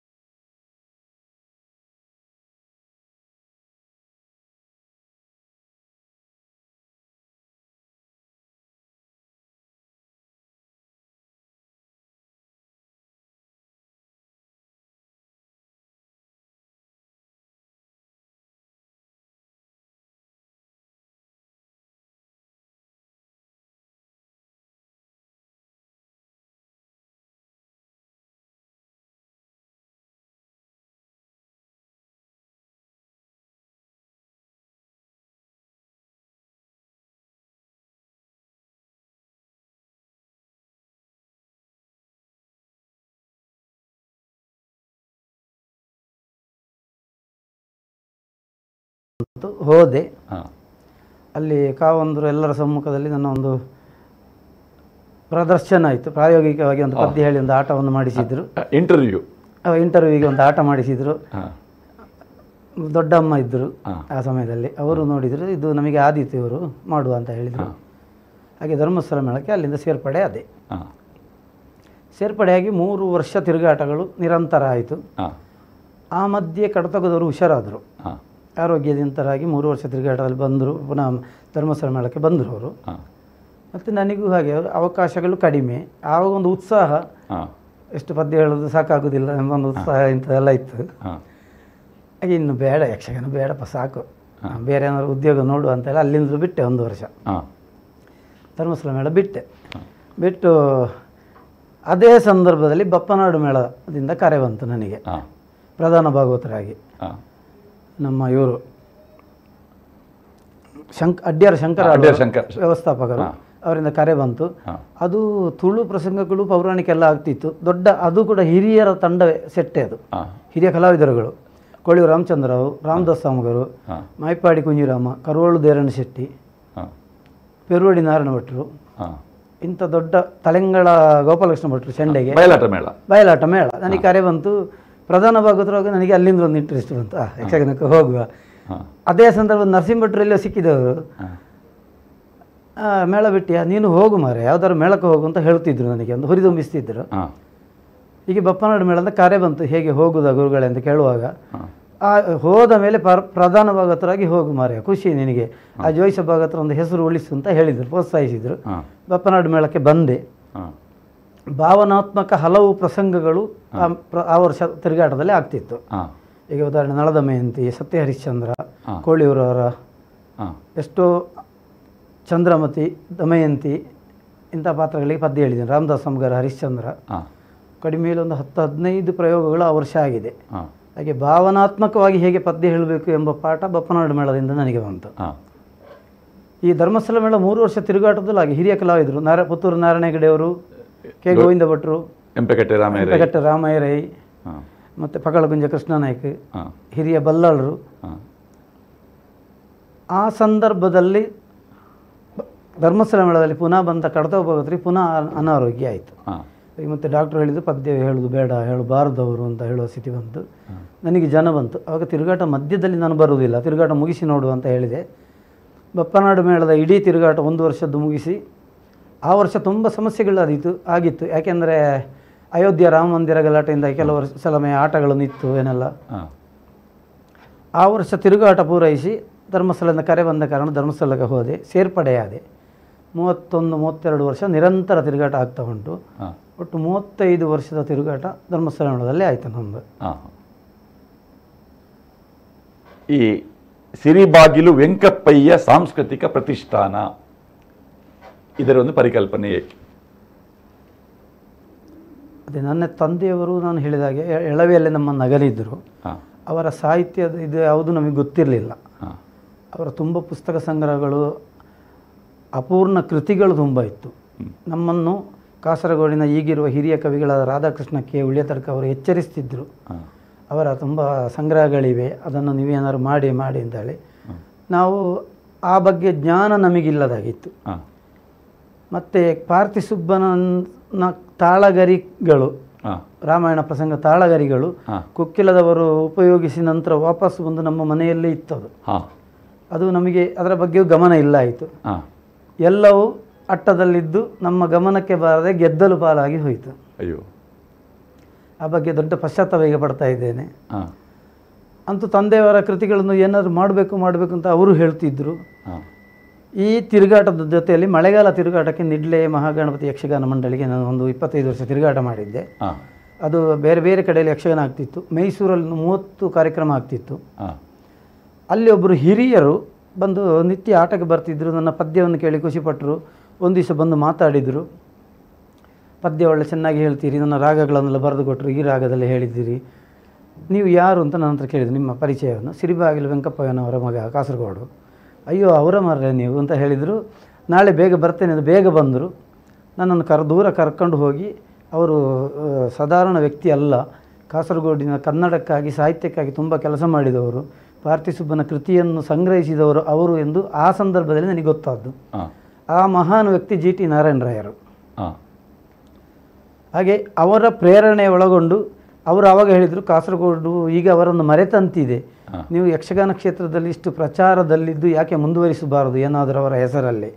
ಕೂಡಲೇ ಜ್ಞಾನೋದಯವಾಗಿ ನಾ ಬಂದು ರಾಧಾಕೃಷ್ಣ ಉಳ್ಳೆತಡ್ಕ ಅವರನ್ನು ಮಾತಾಡಿ ಅವರು ಶಿವರಾಮ್ ಕಾಸರಗೋಡು, ಜಗದೀಶ್ ಕೂಡ್ಲು ಈ 3 ಜನರನ್ನು ಸೇರಿಸಿಕೊಂಡು 2011ರಲ್ಲಿ ಸಿರಿಬಾಗಿಲು ವೆಂಕಪ್ಪಯ್ಯ ಸಂಸ್ಮರಣಾ ಸಮಿತಿ ಅಂತ ರಚನೆ ಮಾಡಿ ಅಳಿದುಳಿದ ಅವರ ಕೃತಿಗಳನ್ನು ಎಲ್ಲ ಸಂಗ್ರಹಿಸಿ ರಾಧಾಕೃಷ್ಣ ಉಳ್ಳೆತಡ್ಕ ಅವರ ಸಂಪಾದಕತ್ವದಲ್ಲಿ ಸಿರಿಬಾಗಿಲು ಎಂಬ ಕೃತಿಯನ್ನು ಸಿರಿಬಾಗಿಲಿನ ಪುಳುಕೂರು ಮಹಾದೇವನ ಸನ್ನಿಧಿಯಲ್ಲಿ ಲೋಕಾರ್ಪಣೆ ಮಾಡಿದೆವು. ಅಂದಿಂದ ಪ್ರತಿ ವರ್ಷ ಸಿರಿಬಾಗಿಲು ಎಷ್ಟನೇ ಇಸ್ವಿಯಲ್ಲಿ? 2011ರಲ್ಲಿ.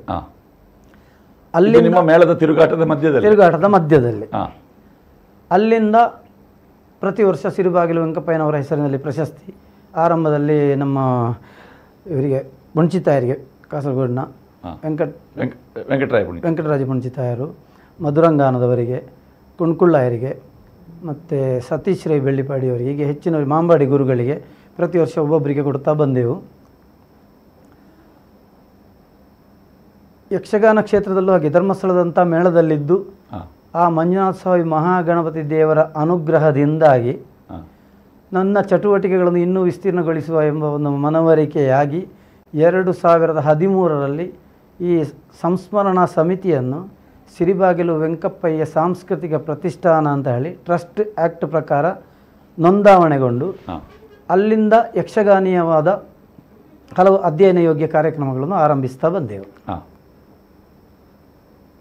ಈ ಅರ್ಥಗಾರಿಕೆಗೆ ಕಮ್ಮಟ ಆರಂಭಿಸಿದಲ್ಲಿಂದಲೇ ನಾವು ಫಸ್ಟಿಗೆ ಪೂರ್ವರಂಗ ಅಭಿಯಾನ ಅಂತ ಒಂದು ಆರಂಭ ಮಾಡಿದ್ದೆವು.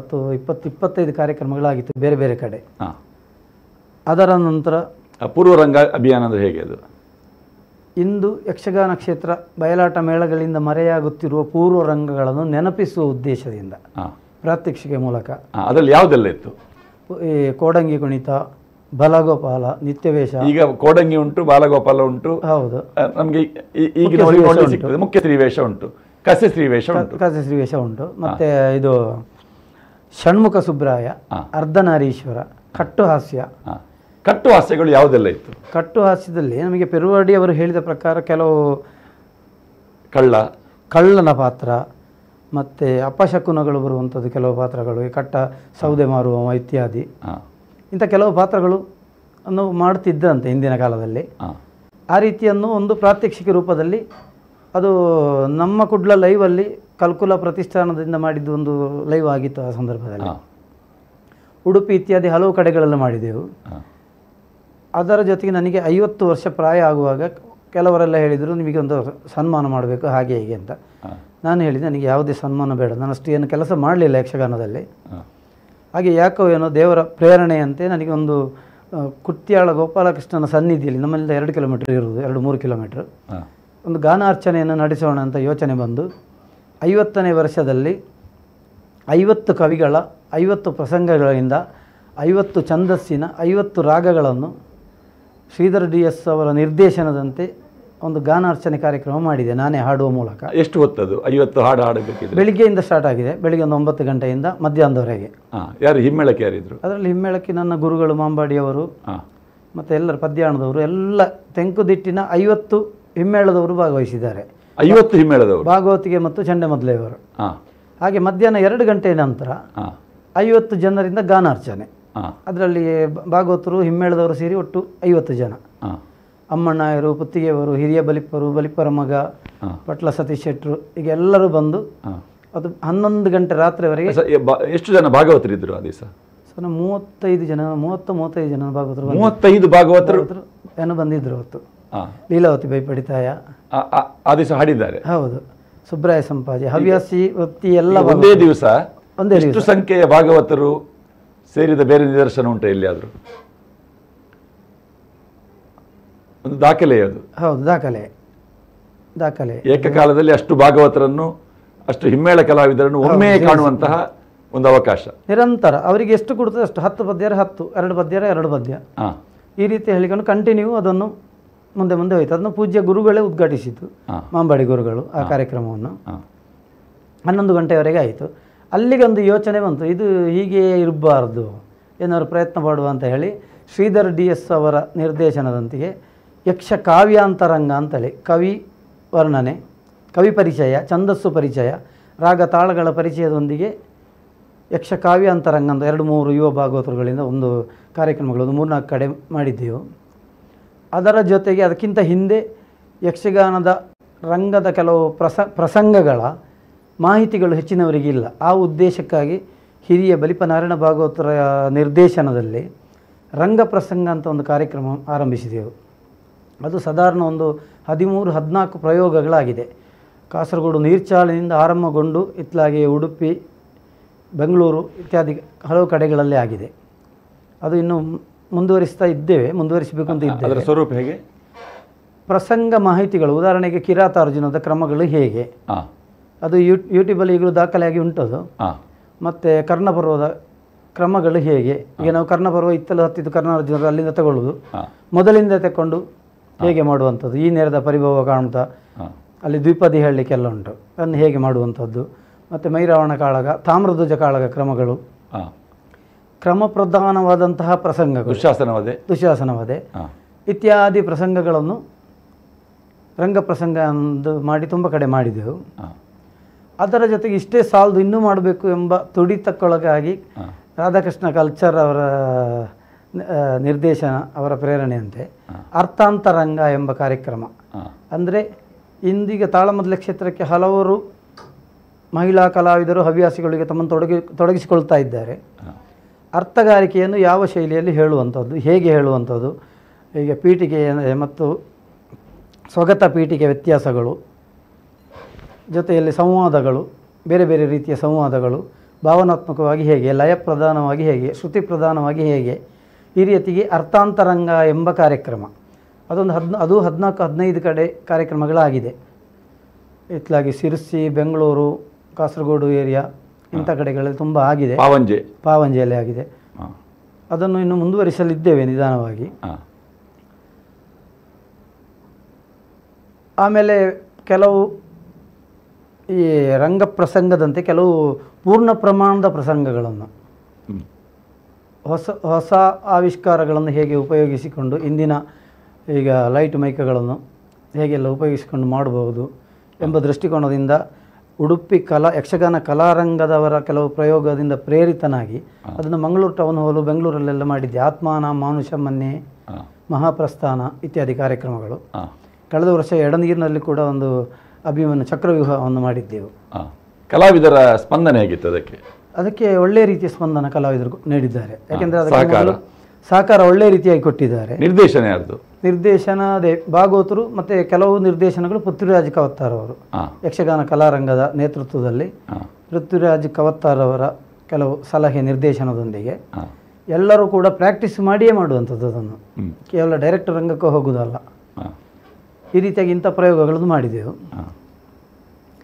ಹಾಗೆ ಮುಂದೆ ಮುಂದೆ ಹೋಗ್ತಾ ಕಳೆದ ವರ್ಷದಲ್ಲಿ ಯಕ್ಷಗಾನ ಭಾಗವತಿಗೆ ಶಿಬಿರ ಎಲ್ಲಿ ಮಾಡಿದ್ದು? ಅದು ಸಿರಿಬಾಗಿಲು ಪ್ರತಿಷ್ಠಾನದಲ್ಲಿ ಮಾಡಿದೆವು. ಎಷ್ಟು ಸಮಯ? ಅದು ಒಂದೇ ದಿವಸ ಮಾಡಿದ್ದು. ಒಳ್ಳೆ ಅದಕ್ಕೆ ಸಹಕಾರಗಳು ಸಿಕ್ಕಿದೆ, ಬೆಂಬಲಗಳು ಸಿಕ್ಕಿದೆ. ಮುಂದುವರಿಸಲಿಕ್ಕೆ ಆಗಲಿಲ್ಲ ಅನಿವಾರ್ಯ ಕಾರಣದಿಂದ. ಅಂದರೆ ಹೇಗೆ ಅದು ಭಾಗವತಿಕೆ ಶಿಬಿರ ಅಂದರೆ ಹೇಗೆ? ಛಂದಸ್ಸು ಪ್ರಕಾರವಾಗಿ ಪದ್ಯ ಹೇಳುವುದು ಹೇಗೆ, ಈ ಯಕ್ಷ ಕಾವ್ಯಾಂತರಂಗದ ಇನ್ನೊಂದು ವಿಭಾಗ ಅಂತಲೇ ಹೇಳ್ಬೋದು. ಅದು ಭಾವನಾತ್ಮಕವಾಗಿ ಹೇಗೆ ಹೇಳುವುದು ಎಂಬಿತ್ಯಾದಿ ಚರ್ಚೆ ಇತ್ಯಾದಿಗಳನ್ನೆಲ್ಲ ಇರಿಸಿಕೊಂಡು ಛಂದಸ್ಸಿನ ಬಗ್ಗೆಲ್ಲ ವಿವರವನ್ನು ಕೊಟ್ಟು, ಛಂದಸ್ಸಿಗೆ ಅನುಗುಣ ಹೇಗೆ ಪದ್ಯ ಹೇಳುವುದು, ಸಾಹಿತ್ಯ ಲೋಪವಾಗದೆ ಹೇಗೆ ಹೇಳುವಂಥದ್ದು ಇತ್ಯಾದಿಗಳನ್ನು ಯುವ ಭಾಗವತರುಗಳನ್ನೆಲ್ಲ ಸೇರಿಸಿ, ಈಗ ಅಂಡಲ ದೇವಿಪ್ರಸಾದ್ ಶೆಟ್ಟಿ ಇಂಥವರು, ಪುಂಡಿಕಾಯಿ ಗೋಪಾಲಕೃಷ್ಣ ಭಟ್ ಇಂಥವರೆಲ್ಲ ಇದ್ದು ಅದಕ್ಕೊಂದು 50 ಜನ ಹಿಮ್ಮೇಳದವರು ಭಾಗವತರುಗಳು ಬಂದಿದ್ದರು ಆ ಶಿಬಿರಕ್ಕೆ. 50 ಜನ ಬಂದಿದ್ದರು. ಆ ರೀತಿಯ ಸಹಕಾರಗಳು ನಮಗೆ ಸಿಗ್ತಾ ಇದೆ. ಈ ಪ್ರತಿಷ್ಠಾನದ ಈ ಚಟುವಟಿಕೆಗಳ ಜೊತೆ ಇನ್ನೂ ನನ್ನ ತುಡಿತ ಹೆಚ್ಚಾಯಿತು. ಇಷ್ಟೇ ಸಾಲದು, ನಾವು ಏನಾದರೂ ಮಾಡಬೇಕು. ನಮಗೀಗ ಒಂದು ಸಿರಿಬಾಗಿಲು ಶಾಶ್ವತ ಯೋಜನೆ ಮಾಡಬೇಕು, ಬೇಕಾ ಬೇಡ ಎಂಬ ಯೋಚಿಸಲೂ ಇದ್ದೆ. ಆದರೆ ಮಾಡಿಬಿಡುವ ಅಂತ ಒಂದು ಪ್ರೇರಣೆಯು ದೈವ ಪ್ರೇರಣೆ ಏನೋ. ಹಾಗೆ ಸ್ಥಳವನ್ನು ಹುಡುಕಲಿಕ್ಕೆ ಹೊರಟೆ, ಎಲ್ಲಿ ಮಾಡ್ಬೋದು ಅಂತೇಳಿ. ಸರಿಯಾದ ಸೂಕ್ತ ಸ್ಥಳ ಸಿಗಲಿಲ್ಲ. ಮತ್ತು ಕೊನೆಗೆ ನನ್ನ ಸ್ವಂತ ಜಾಗ ಪಿತ್ರಾರ್ಜಿತ ಆಸ್ತಿಯಿಂದ 20 ಸೆಂಟ್ಸನ್ನು ಟ್ರಸ್ಟಿಗೆ ಕೊಟ್ಟು ರಿಜಿಸ್ಟ್ರೇಷನ್ ಮಾಡಿ, ಅದರಲ್ಲೇ ಒಂದು ಸಾಂಸ್ಕೃತಿಕ ಭವನ ನಮ್ಮ ಎಲ್ಲ ಚಟುವಟಿಕೆಗಳು ನಿರಂತರವಾಗಿರಿಸಲು ಮಾಡೋಣ. ಒಂದು ಸಣ್ಣ ಪ್ರಮಾಣದಲ್ಲಿ ಒಂದು ಸ್ಟೇಜ್, ಒಂದು ಹಾಲ್ ಇದ್ದರೆ ಸಾಕು ನಮಗೆ ತಾಳಮದ್ದಳೆಲ್ಲ ಮಾಡಲಿಕ್ಕೆ ಅಂತ ಹೊರಟೆವು. ಎಲ್ಲ ವ್ಯವಸ್ಥಿತವಾಗಿ ಆಗುವಾಗ ಪ್ರಾಜೆಕ್ಟ್ ಮಾಡಿ 1.5 ಕೋಟಿಯ ಪ್ರಾಜೆಕ್ಟ್ ಅವರು ಕೊಟ್ಟರು, ಪ್ರಾಜೆಕ್ಟ್ ಮಾಡುವವರು. ಮತ್ತು ದೊಡ್ಡ ಮಟ್ಟಿನ ಪ್ರಾಜೆಕ್ಟ್ ಇರಲಿ, ನೋಡು ಹೇಗೆ ಆಗ್ತದೆ ನೋಡು ಅಂತೇಳಿ ಹೊರಟೆವು. ಎಲ್ಲರನ್ನು ಸಂಪರ್ಕಿಸಿ, ಈಗ ಕರ್ನಾಟಕ ಸರ್ಕಾರವನ್ನು ಸಂಪರ್ಕಿಸಿದಾಗ ಅಂದು ಸಾಂಸ್ಕೃತಿಕ ಇಲಾಖೆಯಲ್ಲಿ ನಮ್ಮ CT ರವಿಯವರು, ಮಾನ್ಯ CT ರವಿಯವರು ಮಂತ್ರಿಯಾಗಿದ್ದರು. ಅವರು ಸಹಕಾರ ನೀಡುವಂತ ಹೇಳಿದರು. ದಕ್ಷಿಣ ಕನ್ನಡದ ಎಲ್ಲ ಹೆಚ್ಚಿನ MLAಗಳು ನಮಗೆ ಅದಕ್ಕೆ ಪ್ರೋತ್ಸಾಹ ಮಾಡಿದರು. ರಾಜೇಶ್ ನಾಯ್ಕರವರು ಮತ್ತು ಶ್ರೀನಿವಾಸ್ ಪೂಜಾರವರು ಮಿನಿಸ್ಟರ್ ಆಗಿದ್ದರು. ಎಲ್ಲರೂ ನಮ್ಮ ಫೈಲನ್ನು ಕೊಂಡೋಗಿ ಅಲ್ಲಿ ಮೂವ್ ಮಾಡಿದ್ದಾರೆ ಹೋಗಿ. ಹಾಗೆ ಅಲ್ಲಿ ಇವರು CT ರವಿಯವರು 50 ಲಕ್ಷ ಕರ್ನಾಟಕ ಗಡಿ ಪ್ರದೇಶ ಅಭಿವೃದ್ಧಿ ಪ್ರಾಧಿಕಾರದ ಮುಖೇನ ನಮಗೆ ಸ್ಯಾಂಕ್ಷನ್ ಮಾಡಿದರು. ಅದು ಏನು ನಮ್ಮ ಕೈ ಸೇರ್ತದೆ. ಯಾವ ಇಸವಿಯಲ್ಲಿ? ಅದು ಸಾಧಾರಣ 2019 ಕೋವಿಡ್ ಪೂರ್ವದಲ್ಲೇ ಆಯಿತು. ಹೇಗೂ ಬಂತಲ್ಲ, ಇನ್ನು ನಾವು ಶಿಲಾನ್ಯಾಸ ಮಾಡುವ ಅಂತ ಹೇಳಿ ಹೊರಟೆವು. ಅದಕ್ಕೂ ಅಡೆತಡೆಗಳು, ಯಾಕೆಂದರೆ ಶಿಲಾನ್ಯಾಸ ಮಾಡಲಿಕ್ಕೆ ಸರಿಯಾಗಿ ದಿವಸವೂ ಸಿಗುವುದಿಲ್ಲ. ಏನು ಮಾಡೋದು, ಒಟ್ಟು ತಲೆಬಿಸಿ ಆಯಿತು. ಬ್ರಹ್ಮೈಕ್ಯ ಶ್ರೀ ಕೇಶವಾನಂದ ಭಾರತಿ ಶ್ರೀಪಾದಂಗಳವರಲ್ಲಿ ಹೋಗಿ ಭಿನ್ನಯಿಸಿದೆ. ಹೀಗೆ ಆಗ್ತಾ ಉಂಟು, ನಿಮ್ಮ ಮುಖೇನ ಇಲ್ಲಿ ಶಿಲಾನ್ಯಾಸ ಆಗಬೇಕು, ನೀವೇ ಹೇಗೆ ಆಗಬಹುದು ಹೇಳಿ ಅಂತೇಳಿ. ಆಗ ಒಂದು ದಿವಸ ಬರಲಿಕ್ಕೆ ಹೇಳಿದೆ. ಒಂದು ಸೂಕ್ತ ದಿನಾಂಕವನ್ನು ಕೊಟ್ಟರು. ಅದೇ ದಿವಸ ನಮ್ಮ ಮಿನಿಸ್ಟ್ರು ಇವರನ್ನೆಲ್ಲ ಆಹ್ವಾನಿಸಿದರು. ಅವರಿಗೆಲ್ಲ ಅನಿವಾರ್ಯ ಕಾರಣದಿಂದ ಬರಲಿಕ್ಕಾಗಲಿಲ್ಲ. ಪೂಜ್ಯ ಬ್ರಹ್ಮೈಕ್ಯ ಶ್ರೀ ಕೇಶವಾನಂದ ಭಾರತಿ ಶ್ರೀಪಾದಂಗಳವರ ಸಮ್ಮುಖದಲ್ಲಿ ನಮ್ಮ ಪುರೋಹಿತರುಗಳೆಲ್ಲ ಸೇರಿ ಅಂದಿನ ಯಕ್ಷಗಾನ ಅಕಾಡೆಮಿಯ ಅಧ್ಯಕ್ಷರಾಗಿದ್ದ ಇವರು MA ಹೆಗ್ಡೆ ಅವರು, ಅವರ ಅಧ್ಯಕ್ಷತೆಯಲ್ಲಿ ಒಂದು ಶಿಲಾನ್ಯಾಸ ಆಯಿತು. 2019 ಜನವರಿ, ಬಹುಶಃ ಜನವರಿ ತಿಂಗಳು. ಕೆಲಸ ಆರಂಭಿಸಲಿಕ್ಕೆ ಆಗುವಾಗ ಕೋವಿಡ್ ಬಂದು ಎಲ್ಲವೂ ಸ್ಟಾಪ್ ಆಯಿತು. ಕೆಲಸ ಮುಂದುವರಿಸಲಿಕ್ಕೆ ಆಗಲಿಲ್ಲ. ಸರ್ಕಾರದ 50 ಲಕ್ಷ ಪೆಂಡಿಂಗ್ ಆಯಿತು. ಸರ್ಕಾರದಲ್ಲೂ ಕೂಡ ಹಣ ಇಲ್ಲ ಅಂತೇಳಿ ಪೆಂಡಿಂಗ್ ಆಯಿತು. ಇನ್ನು ಎಂತ ಮಾಡೋದು, ಅಲ್ಲಿಗೆ ನಿಲ್ಲಿಸುವ ಅಂತೇಳಿ, ಇನ್ನು ಮುಂದೆ ಹೋಗೋದು ಬೇಡ, ಒಂದು ಹಂತ ಬರಲಿ, ಬದುಕಿ ಉಳಿದರೆ ಸಾಕು ಎಂಬ ಪರಿಸ್ಥಿತಿ ಅಂದಿತ್ತು ಆ ಕೋವಿಡ್ ಪೂರ್ವದಲ್ಲಿ, ಕೋವಿಡ್ ಸಂದರ್ಭದಲ್ಲಿ. ಆಯಿತು ಎಂದು ನಾವು ಕೇಳದ ಕಂಡರಿಯದ ಪ್ರಕರಣಗಳು, ಯಾಕೆಂದರೆ ಕೋವಿಡ್ನಿಂದಾಗಿ ಯಕ್ಷಗಾನ ಮೇಳಗಳೇ ನಿಂತಿತ್ತು. ಹಾಗೆ ಘಟ್ಟದಲ್ಲಿ ಏನೋ ಆಟ ಮೇಳ ನಿಂತು ಬೇಸರದಲ್ಲಿ ಮನೆಗೆ ಬರುತ್ತಿರುವ ಸಂದರ್ಭದಲ್ಲಿ ಹೀಗೆ ವಾಟ್ಸಪ್ಪಲ್ಲಿ ನೋಡ್ತೇವೆ, MA ಹೆಗ್ಡೆಯವರು ರಚಿಸಿದ ಒಂದು ಪದ್ಯವನ್ನು, MA ಹೆಗ್ಡೆಯವರ ಶ್ರೀಧರ್ DS ಅವರ ಯಾರೋ ರಚಿಸಿದ ಪದ್ಯವನ್ನು AP ಪಾಠಕರವರು ಹಾಡಿದ್ದನ್ನು ಕೇಳಿದೆ ವಾಟ್ಸಪ್ನಲ್ಲಿ. ಹಾಗೆ ಮನೆಗೆ ಮುಟ್ಟುವಾಗ ನನ್ನ ಯೋಜನೆ ಸಿದ್ಧ ಆಯಿತು. ಇದು ಹೀಗಲ್ಲ, ನಾವು ಆಗೋದಿದ್ರೆ ಹೇಗೂ ಇಷ್ಟ ಆಯ್ತಲ್ಲ ಎಂದು. ಇದು ಇಷ್ಟವರೆಗೆ ಯಾರು ನೋಡಿರದ ಕೇಳಿರದ ಒಂದು ಊರಿಗೆ ಬಂದ ವಿಪತ್ತು. ಯಕ್ಷಗಾನ, ನಾವು ಯಕ್ಷಗಾನದ ಕಲಾವಿದರಾಗಿದ್ದುಕೊಂಡು ಇಷ್ಟು ವರ್ಷ ಸೇವೆ ಮಾಡುವವರಾಗಿದ್ದು ಏನಾದರೂ ಯಕ್ಷಗಾನೀಯವಾಗಿ ಏನಾದರೂ ಕೊಡುಗೆ ಮಾಡಲಿಕ್ಕೆ ಆಗ್ತದಾ ಅಂತ ಹೇಳಿ ಯೋಚನೆ ಮಾಡಿ ಒಂದು ಕಾನ್ಸೆಪ್ಟ್ ರೆಡಿ ಮಾಡಿ, ಒಂದು ಧನ್ವಂತರಿಯ ರೀತಿಯಲ್ಲಿ ಕೋವಿಡ್ ಯಕ್ಷ ಜಾಗೃತಿ ಒಂದು ಕಥೆಯನ್ನು ರೆಡಿ ಮಾಡಿ ಕೂಡಲೇ ಶ್ರೀಧರ್ DS ಅವರು MA ಹೆಗ್ಡೆ ಅವರಿಗೆ ಕಳಿಸಿದೆ. ಅವರು ಕೂಡಲೇ ಸಂತೋಷದಿಂದ ಒಪ್ಪಿದ್ರು, ಮಾಡುವ, ಏನು ತೊಂದರೆ ಇಲ್ಲ ಅಂತೇಳಿ. 4 ಪದ್ಯ ಅವರು ಎಲ್ಲ ಬರೆದು ಕೊಟ್ಟರು. ಅಂತೂ ಹೆಚ್ಚು ದಿವಸ ಇಲ್ಲ, ನಾಳೆ ಎಲ್ಲ ಬಂದಾಗಿಬಿಟ್ರೆ ಏನು ಮಾಡುವಾಗಿಲ್ಲ, ಒಂದೇ ದಿವಸದಲ್ಲೇ ಆಗಬೇಕು. ಹಾಗೆ ವಾಸುದೇವ ರಂಗಭಟ್ರು ಅವ್ರ ಹತ್ರ ಕೇಳಿದೆ. ಅವರು ಹೇಳಿದ್ರು ನಾನು ಬರ್ತೇನೆ ಅಂತ. ರಾಧಾಕೃಷ್ಣ ಅವರು ಒಪ್ಪಿದ್ರು, ಎಲ್ಲ ಊರಲ್ಲಿದ್ದರು. ನಮ್ಮ ಕೆಲವು ಕಲಾವಿದರಿಗೆ ಗಡಿ ನಿರ್ಬಂಧಾಗಿ ಅತ್ಲಾಗಿ ಬರಲಿಕ್ಕಾಗಲಿಲ್ಲ. ಇಷ್ಟ ಆಗಿ ಏನು ಶಬ್ದಗಳು ಹೊರಗೆ ಕೇಳಬಾರ್ದು, ಮೈಕೆ ಇಡಬಾರ್ದು, ನಮಗೆ ಇದನ್ನು ದಾಖಲೆ ಮಾಡಬೇಕು, ಹೇಗೆ ಮಾಡೋದು, ಸೂಕ್ತ ಸ್ಥಳ ಆಗಬೇಕು. ಹಾಗೆ ದೇವಕಾನ ಕೃಷ್ಣ ಭಟ್ರವರ ಮನೆಯಲ್ಲಿ ಆ ಹಳ್ಳಿಯಲ್ಲಿ ಹೋಗಿ ಸಂಜೆ ಹೊತ್ತು ರಾತ್ರೋರಾತ್ರಿ ಎಲ್ಲ ಲೈಟ್ ಅದು ಇದೆಲ್ಲ ವ್ಯವಸ್ಥೆ ಮಾಡಿ, ರಂಗಸ್ಥಳ ಇಲ್ಲ, ಓಪನ್ ಪ್ಲೇಸ್ ಆಗಿ ನಮ್ಮ ಇಷ್ಟಕ್ಕೂ ನಮ್ಮೊಂದಿಗೆ ಸಹಕಾರ ಮಾಡುತ್ತಿರುವ ಉದಯ ಕಂಬಾರ್ ಅವರು, ವರ್ಣ ಸ್ಟುಡಿಯೋ ನೀರ್ಚಾಲೆ, ಅವರ ಮುಖಾಂತರ ಅದನ್ನು ದಾಖಲೀಕರಣ ಮಾಡಿದೆವು. 1 ಗಂಟೆ ದಾಖಲೀಕರಣ ಮಾಡಿ ಯೂಟ್ಯೂಬಲ್ಲಿ ಬಹಳ ವೈರಲ್ ಆದ ಪ್ರಸಂಗ. ಮಾರನೇ ದಿವಸ ಜನತಾ ಕರ್ಫ್ಯೂ, ಮಾನ್ಯ ಪ್ರಧಾನಮಂತ್ರಿಯವರು ಎಲ್ಲರಿಗೆ ಸೂಚನೆ ನೀಡಿದಂತೆ ಜನತಾ ಕರ್ಫ್ಯೂ ಮಾರನೇ ದಿವಸ ಫುಲ್ ಬಂದ್. ನಾವು ಏನಾದರೂ ಇದನ್ನು ಯೂಟ್ಯೂಬ್ಗೆ ಹಾಕಿದ್ರೆ ಇವತ್ತೇ ಹಾಕಬೇಕು. ಇದೀಗ 10 ಗಂಟೆ ಆಗಿದೆ ಇಷ್ಟು ರಾತ್ರಿ. ಕೂಡಲೇ ನೀರ್ಚಾಲಲ್ಲಿ ಒಬ್ಬರು ಇದ್ದರು, ಉದಯ ಕಂಬಾರ್ ಅವರ ಮಿತ್ರರು. ಅಲ್ಲಿ ಹೋಗಿ ಅದನ್ನು ಎಡಿಟಿಂಗ್ ಮಾಡಿ ಮನೆಗೆ ಬರುವಾಗ 4 ಆಯಿತು. ಇನ್ನು ಇದನ್ನು ಅಪ್ಲೋಡ್ ಆಗಬೇಕು. ನಮ್ಮದು SV ವಿಷನ್ ಅಂತ ಒಂದು ಚಾನಲ್ ಇದೆ, ನನ್ನ ಮಗ ಅದನ್ನು ನಡೆಸ್ತಾ ಇದ್ದಾನೆ. ಆ ಸಂದರ್ಭದಲ್ಲಿ ಒಂದು ಹಳೆಯ ಕಂಪ್ಯೂಟರ್ ಇತ್ತು, ಇವ ಎಡಿಟಿಂಗ್ ಮಾಡಿ ತಗೊಂಡು ಬಂದಿದ್ದಾನೆ. ಬಂದು ಈ 4 ಗಂಟೆಗೆ ಅದನ್ನು ಅಪ್ಲೋಡ್ ಮಾಡಲಿಕ್ಕೆ ಶುರು ಮಾಡಿದ. 5 ಗಂಟೆ ಆಗುವಾಗ ಅಪ್ಲೋಡ್ ಆಯಿತು. ಸುಖ ನಿದ್ರೆಯಲ್ಲಿ ಬೆಳಿಗ್ಗೆ 8 ಗಂಟೆಗೆ ಫೋನ್ಗಳು ಬರುವಾಗಲೇ ಎಚ್ಚರಾದ್ದು. ಫೋನ್ಗಳು ಬರುವಾಗ ಕಡಿಮೆಯಲ್ಲಿ ಒಂದು 25-30 ಸಾವಿರದಿಂದ ಹೆಚ್ಚು ಜನ ಅದನ್ನು ನೋಡಿದ್ದಾರೆ. ಬೆಳಿಗ್ಗೆ 8 ಗಂಟೆ ಆಗುವಾಗಲೇ ಅದು ನಮ್ಮ ಪ್ರತಿಷ್ಠಾನಕ್ಕೆ ದೊಡ್ಡ ಬೆಳವಣಿಗೆಗೆ ಪೂರಕವಾಯಿತು. ಮುಂದಿನ ಹಂತದಲ್ಲಿ ಅದನ್ನು ಒಂದು ಕರೆ ಇದೆ. ಹಲೋ ಹಲೋ, ಯಾರು, ಎಲ್ಲಿಂದ? ಸರ್ ನಮಸ್ಕಾರ. ನಾನು ಸುಲ್ತಾನ್ ಗೌಡ್ರು ಅಂತೇಳಿ ಮಂಡ್ಯದಿಂದ ಮಾತಾಡ್ತಾ ಇದ್ದೀನಿ ಸರ್. ಹೇಳಿ ಸರ್.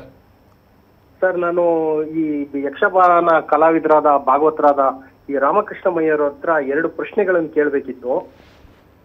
ಹೇಳಿ ಸರ್. ನಮಸ್ಕಾರ ಸುಲ್ತಾನ್ ಗೌಡ್ರೆ. ಸರ್ ನಮಸ್ಕಾರ ಸರ್, ರಾಮಕೃಷ್ಣ ಮಯ್ಯರ್ ಅವರಿಗೆ. ನಮಸ್ತೆ ಸರ್.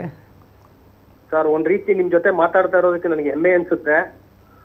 ಸರ್, ಒಬ್ಬ ಸರಸ್ವತಿ ಪುತ್ರನ ಜೊತೆ ಈ ದಿನ ನನ್ನ ಸಮಯವನ್ನ 1-2 ನಿಮಿಷ ಮಾತಾಡ್ಲಿಕ್ಕೆ ನಂದು ಅನುವಾಯ್ತು ಅಂತ ಹೇಳಿ ನಾನು ಸರಸ್ವತಿಗೆ ಸಹ ನಮಸ್ಕಾರ ಮಾಡ್ತಾ, ನಿಮ್ಗೂ ನಮಸ್ಕಾರ ಮಾಡ್ತಾ ನಾನು 2 ಪ್ರಶ್ನೆಗಳನ್ನ ನಿಮ್ಮ ಹತ್ರ ಇಡ್ತಾ ಇದ್ದೀನಿ ಸರ್. ದೊಡ್ಡ ಮಾತು ಸರ್. ಸರ್, ಈ ದಕ್ಷಿಣ ಕನ್ನಡ ಭಾಗದಲ್ಲಿ ಮಾತ್ರ ನಮ್ಮ ಈ ಭಾರತ ದೇಶದಲ್ಲಿ ಈ ಯಕ್ಷ ಒಂದು ಕಲೆ ಇರ್ತಕ್ಕಂಥದ್ದು. ನಮ್ಮ ಮಂಡ್ಯ ಭಾಗದಲ್ಲಂತೂ ಈ ಯಕ್ಷಗಾನ ಅನ್ನೋದು ಇಲ್ವೇ ಇಲ್ಲ. ಸೊ ಹಾಗಾಗಿ ನಮ್ಗೆ ಈ ಯಕ್ಷಗಾನ ಅನ್ನೋದು ಅರ್ಥವೂ ಆಗೋದಿಲ್ಲ. ಅದು ನಮ್ಮ ಭಾಗಕ್ಕೆ ಕಬ್ಬಿಣದ ಕಡಲೆಯೂ ಹೌದು. ಸೊ ಇನ್ನೊಂದು ನನ್ನ ಬೃಹತ್ತಾದಂತ ಮತ್ತೊಂದು ಒಂದು ಅನುಮಾನದ ಪ್ರಶ್ನೆ ಅಂದ್ರೆ, ನಿಮ್ಮ ದಕ್ಷಿಣ ಕನ್ನಡ ಭಾಗದಲ್ಲಿ ಕನ್ನಡವನ್ನ ಸುಲಲಿತವಾಗಿ ಸ್ಪಷ್ಟವಾಗಿ ಮಾತಾಡ್ತೀರಾ. ಹೌದು. ಶಬ್ದವನ್ನ ಸ್ವಚ್ಛ ಪರಿಪೂರ್ಣವಾಗಿ ಮಾತಾಡ್ತೀರಾ. ಹೌದು. ಇದು ಆಗ್ಲಿಕ್ಕೆ ಸಾಧ್ಯ ಆಗಿದ್ದು ಈ ಯಕ್ಷಗಾನ ಅಂತ ನಾನು ಅನ್ಕೋತೀನಿ. ಹೌದು. ಯಾಕೆಂದ್ರೆ ನೀವು ಈ ಭಾಗವತವನ್ನ ಮಾಡುವ ಸಂದರ್ಭದಲ್ಲಿ ಪ್ರತಿಯೊಂದು ಪದಗಳನ್ನು ಬಿಡಿಸಿ ಮಾತಾಡ್ತಕ್ಕಂಥದ್ದು, ಹೇಳ್ತಕ್ಕಂಥದ್ದು ಇದು ಮಕ್ಕಳಿಂದ ಬಂದಿರೋದ್ರಿಂದ ನಿಮ್ಮ ಭಾಗದಲ್ಲಿ ತುಂಬಾ ಸುಲಲಿತವಾದ ಕನ್ನಡ ಭಾಷೆ ಮಾತಾಡ್ತೀರಾ ಅಂತ ನನ್ನ ಭಾವನೆ. ಹೌದಿರ್ಬಹುದಾ? ಹೌದು ಸರ್, ಹೌದು. ಹಲೋ, ಇಂದು ಸರ್ ಶುದ್ಧ ಕನ್ನಡ ಉಳಿದಿದ್ರೆ ಅದು ಯಕ್ಷಗಾನ ಎಂಬ ಕಲೆಯಲ್ಲಿ ಮಾತ್ರ ಸರ್. ಮತ್ತೆ ಇನ್ನೊಂದು ಪ್ರಶ್ನೆ ಇದೆ ಸರ್. ನಿಮ್ಮ ಸಿರಿಬಾಗಿಲು ವೆಂಕಪ್ಪಯ್ಯ ಸಾಂಸ್ಕೃತಿಕ ಪ್ರತಿಷ್ಠಾನ ವತಿಯಿಂದ ನಾನು ಈ ಸರಿಗನ್ನಡ ಮತ್ತೆ ಸರಿಕನ್ನಡ ಅನ್ನೋ ಪುಸ್ತಕಗಳನ್ನು ನಾನು ನೋಡಿದೆ. ಅದರಲ್ಲಿ ತುಂಬಾ ಅರ್ಥಗರ್ಭಿತವಾದಂತ, ನಮ್ಗೆ ನಾಚಿಕೆ ಆಗ್ತಕ್ಕಂತ, ನಾವು ಉಪಯೋಗಿಸ್ತಕ್ಕಂತ ಪದಗಳಲ್ಲಿ ಪ್ರತಿದಿನ ತಪ್ಪನ್ನ ಉಚ್ಚಾರಣೆ ಮಾಡ್ತೀವಿ, ತಪ್ಪಾಗಿ ಬರೀತೀವಿ. ಹೌದು. ಅದನ್ನೆಲ್ಲ ಈ ಕೊಕ್ಕಡ ವೆಂಕಟರಮಣ ಸರ್ ಬರ್ದಿರ್ತಕ್ಕಂಥದ್ದು ಈ ಪುಸ್ತಕನ ಸರಿ ಕನ್ನಡ ಅಂದ್ರೆ ನಾವು ತಪ್ಪು ಸರಿ ಹೇಗೆ ಬರಿಬೇಕು ಅನ್ನೋದನ್ನ ತಿದ್ದಿರೋದನ್ನ ನಾನು ಓದಿ ತುಂಬಾ ಖುಷಿ ಆಯ್ತು. ಆಗ್ಲಿ ಸರ್, ಸಂತೋಷ. ಮತ್ತೆ ಇನ್ನೊಂದು, ನಾನು ಯಾವ್ದೇ ಕಾರ್ಯಕ್ರಮಗಳಿಗೆ ಹೋದ್ರೂ ಈ ಸರಿ ಕನ್ನಡ ಪುಸ್ತಕವನ್ನ ಒಂದು ಬಹುಮಾನವಾಗಿ ಕೊಡ್ಬೇಕು ಅಂತ ಹೇಳಿ ಒಂದು ನಾಮಕರಣ ಮತ್ತೆ ಮದುವೆ ಕಾರ್ಯಕ್ರಮಗಳಿಗೆ ಇದನ್ನ ಕೊಡ್ಬೇಕು ಅಂತ ಹೇಳಿ ನಾನು ತೀರ್ಮಾನ ಮಾಡಿದ್ದೀನಿ. ಮತ್ತೆ ನಮ್ಮ ಸಂಘ ಸಂಸ್ಥೆಯವರು ನಾವು ತೀರ್ಮಾನ ಮಾಡಿದೀವಿ. ಒಳ್ಳೆ ಕೆಲಸ ಸರ್, ಮುಂದುವರಿಸಿ. ಹಾಗಾಗಿ ನನಗೊಂದು 30 ಪುಸ್ತಕಗಳನ್ನ ಕಳಿಸಿಕೊಡಿ. ಜೊತೆಗೆ ಇದ್ರ ಮುಂದುವರಿದ ಭಾಗ ಏನಾದ್ರು ಮತ್ತೆ ನೀವು ಮುದ್ರಣ ಮಾಡತಕ್ಕಂತ ಆಸಕ್ತಿ ಏನಾದ್ರೂ ಇದ್ರೆ ದಯಮಾಡಿ ನಮಗೆ ತಿಳಿಸ್ಬೇಕು. ಖಂಡಿತ ಸರ್, ನಿಮ್ಮಂತವರು ಮೆಚ್ಚಿದ ಮೇಲೆ ನಾವು ಅದನ್ನು ಮುಂದುವರಿಸಲೇಬೇಕು. ಹಾಗೆ ನಮ್ಮ ಮಂಡ್ಯ ಭಾಗದಲ್ಲಿ ನಿಮ್ಮ ಒಂದು ಕಥೆಯನ್ನ ಒಂದು ಮಾಡಿಸ್ಬೇಕು ಅನ್ನೋ ಒಂದು ಇಚ್ಛೆ ಇದೆ ನಮ್ಗೆ. ಆಗ್ಲಿ ಸರ್. ಅದ್ರ ಪರಿಪೂರ್ಣ ವಿವರವನ್ನ ನಮ್ಗೆ ದೊರಕಿಸ್ಕೊಟ್ರೆ ಎಂದಾದ್ರೂ ಒಂದು ದಿನ, ಒಂದು ಒಳ್ಳೆ ದಿನ ಈ ಯಕ್ಷಗಾನ ಕಲೆಯನ್ನ ನಮ್ಮ ಮಂಡ್ಯ ಭಾಗದಲ್ಲಿ ನೀವು ಪ್ರದರ್ಶನಗೊಳಿಸ್ಬೇಕು ಅಂತೇಳಿ ನಾವು ಇಚ್ಛೆ ಪಡ್ತಿದೀವಿ. ಖಂಡಿತ ಸರ್. ಮಂಡ್ಯ ಭಾಗದಲ್ಲಿ ಸರ್ ಈ ಹಿಂದೆ ಹಲವು ಪ್ರದರ್ಶನಗಳು ಆಗಿದೆ. ಈಗ ನಾನೇ ಬಂದಿದ್ದೆ ಒಂದು 7-8 ಪ್ರದರ್ಶನಗಳಿಗೆ. ಅದು ಈ ದಕ್ಷಿಣ ಕನ್ನಡ ಹೋಟೆಲ್ ಮಾಲೀಕರ ಸಂಘಗಳು ಇತ್ಯಾದಿ ಸಂಘಗಳಿಂದ ಅಲ್ಲಿ ಅವರು ಪ್ರಾಯೋಜಕತ್ವ ವಹಿಸಿ ಮಾಡ್ತಿದ್ದಂಥ ಪ್ರದರ್ಶನಗಳು. ಮತ್ತು ಈಗ ಯಕ್ಷಗಾನ ಕರ್ನಾಟಕಾದ್ಯಂತ ಅಲ್ಲದೆ ದೇಶಾದ್ಯಂತದ ಹೊರಗೂ ಹೋಗಿ ಇತ್ತೀಚೆಗೆ ಈಗ ಯಕ್ಷಧ್ರುವ ಪಟ್ಲ ಫೌಂಡೇಶನ್ ಎಂಬ ಸಂಸ್ಥೆ ಅಮೇರಿಕದಲ್ಲಿ ವಿಜೃಂಭಿಸಿ ಬಂದಿದ್ದಾರೆ. ದೇಶ ವಿದೇಶದಲ್ಲೂ ಯಕ್ಷಗಾನದ ಕಂಪು ಪಸರಿಸಿದೆ. ಮತ್ತು ತಾವು ವಿರಳ ಆಗೋದಿಲ್ಲ ಎಂಬ ಒಂದು ಪ್ರಶ್ನೆಗೆ ಯಕ್ಷಗಾನ ಕಾವ್ಯಾತ್ಮಕವಾಗಿದೆ. ಆ ಪದ್ಯಗಳು ಇಂದಿನ ಅಂದರೆ ವಿರಳವಾಗಿ ಹೇಳಲಿಕ್ಕೆ ಆಗ್ತದೆ, ವಿರಳವಾಗ್ತದೆ. ಬಹುಶಃ ಇಂದಿನ ಈ ಮೈಕ್ ಅಡ್ಜಸ್ಟ್ಮೆಂಟ್ಗಳು, ಚೆಂಡೆ ಮದ್ದಲೆಗಳು, ಮೊದಲಿನ ಕಾಲದಲ್ಲಿ ಈಗ ಚೆಂಡೆ ಮದ್ದಲೆಗಳಿಗೆಲ್ಲ ಮೈಕ ಇಲ್ಲ ಆಯಿತು. ಮೈಕ ಇಲ್ಲದೆ ಹಾಡುವಂಥ ಯಕ್ಷಗಾನದ ಹಾಡುಗಳು ಅಂಥ ಸಂದರ್ಭದಲ್ಲಿ ವಿರಳವಾಗಿ ಬರುತ್ತಿರಬಹುದು. ಈಗ ಸ್ವಲ್ಪ ಅದೇ ಇಂಥ ಸೌಂಡ್ಗಳೇ ಜಾಸ್ತಿಯಾಗಿ ವಿರಳ ಆಗದೇ ಇರಬಹುದು ಅಂತ ನನ್ನ ಅನಿಸಿಕೆ ಸರ್.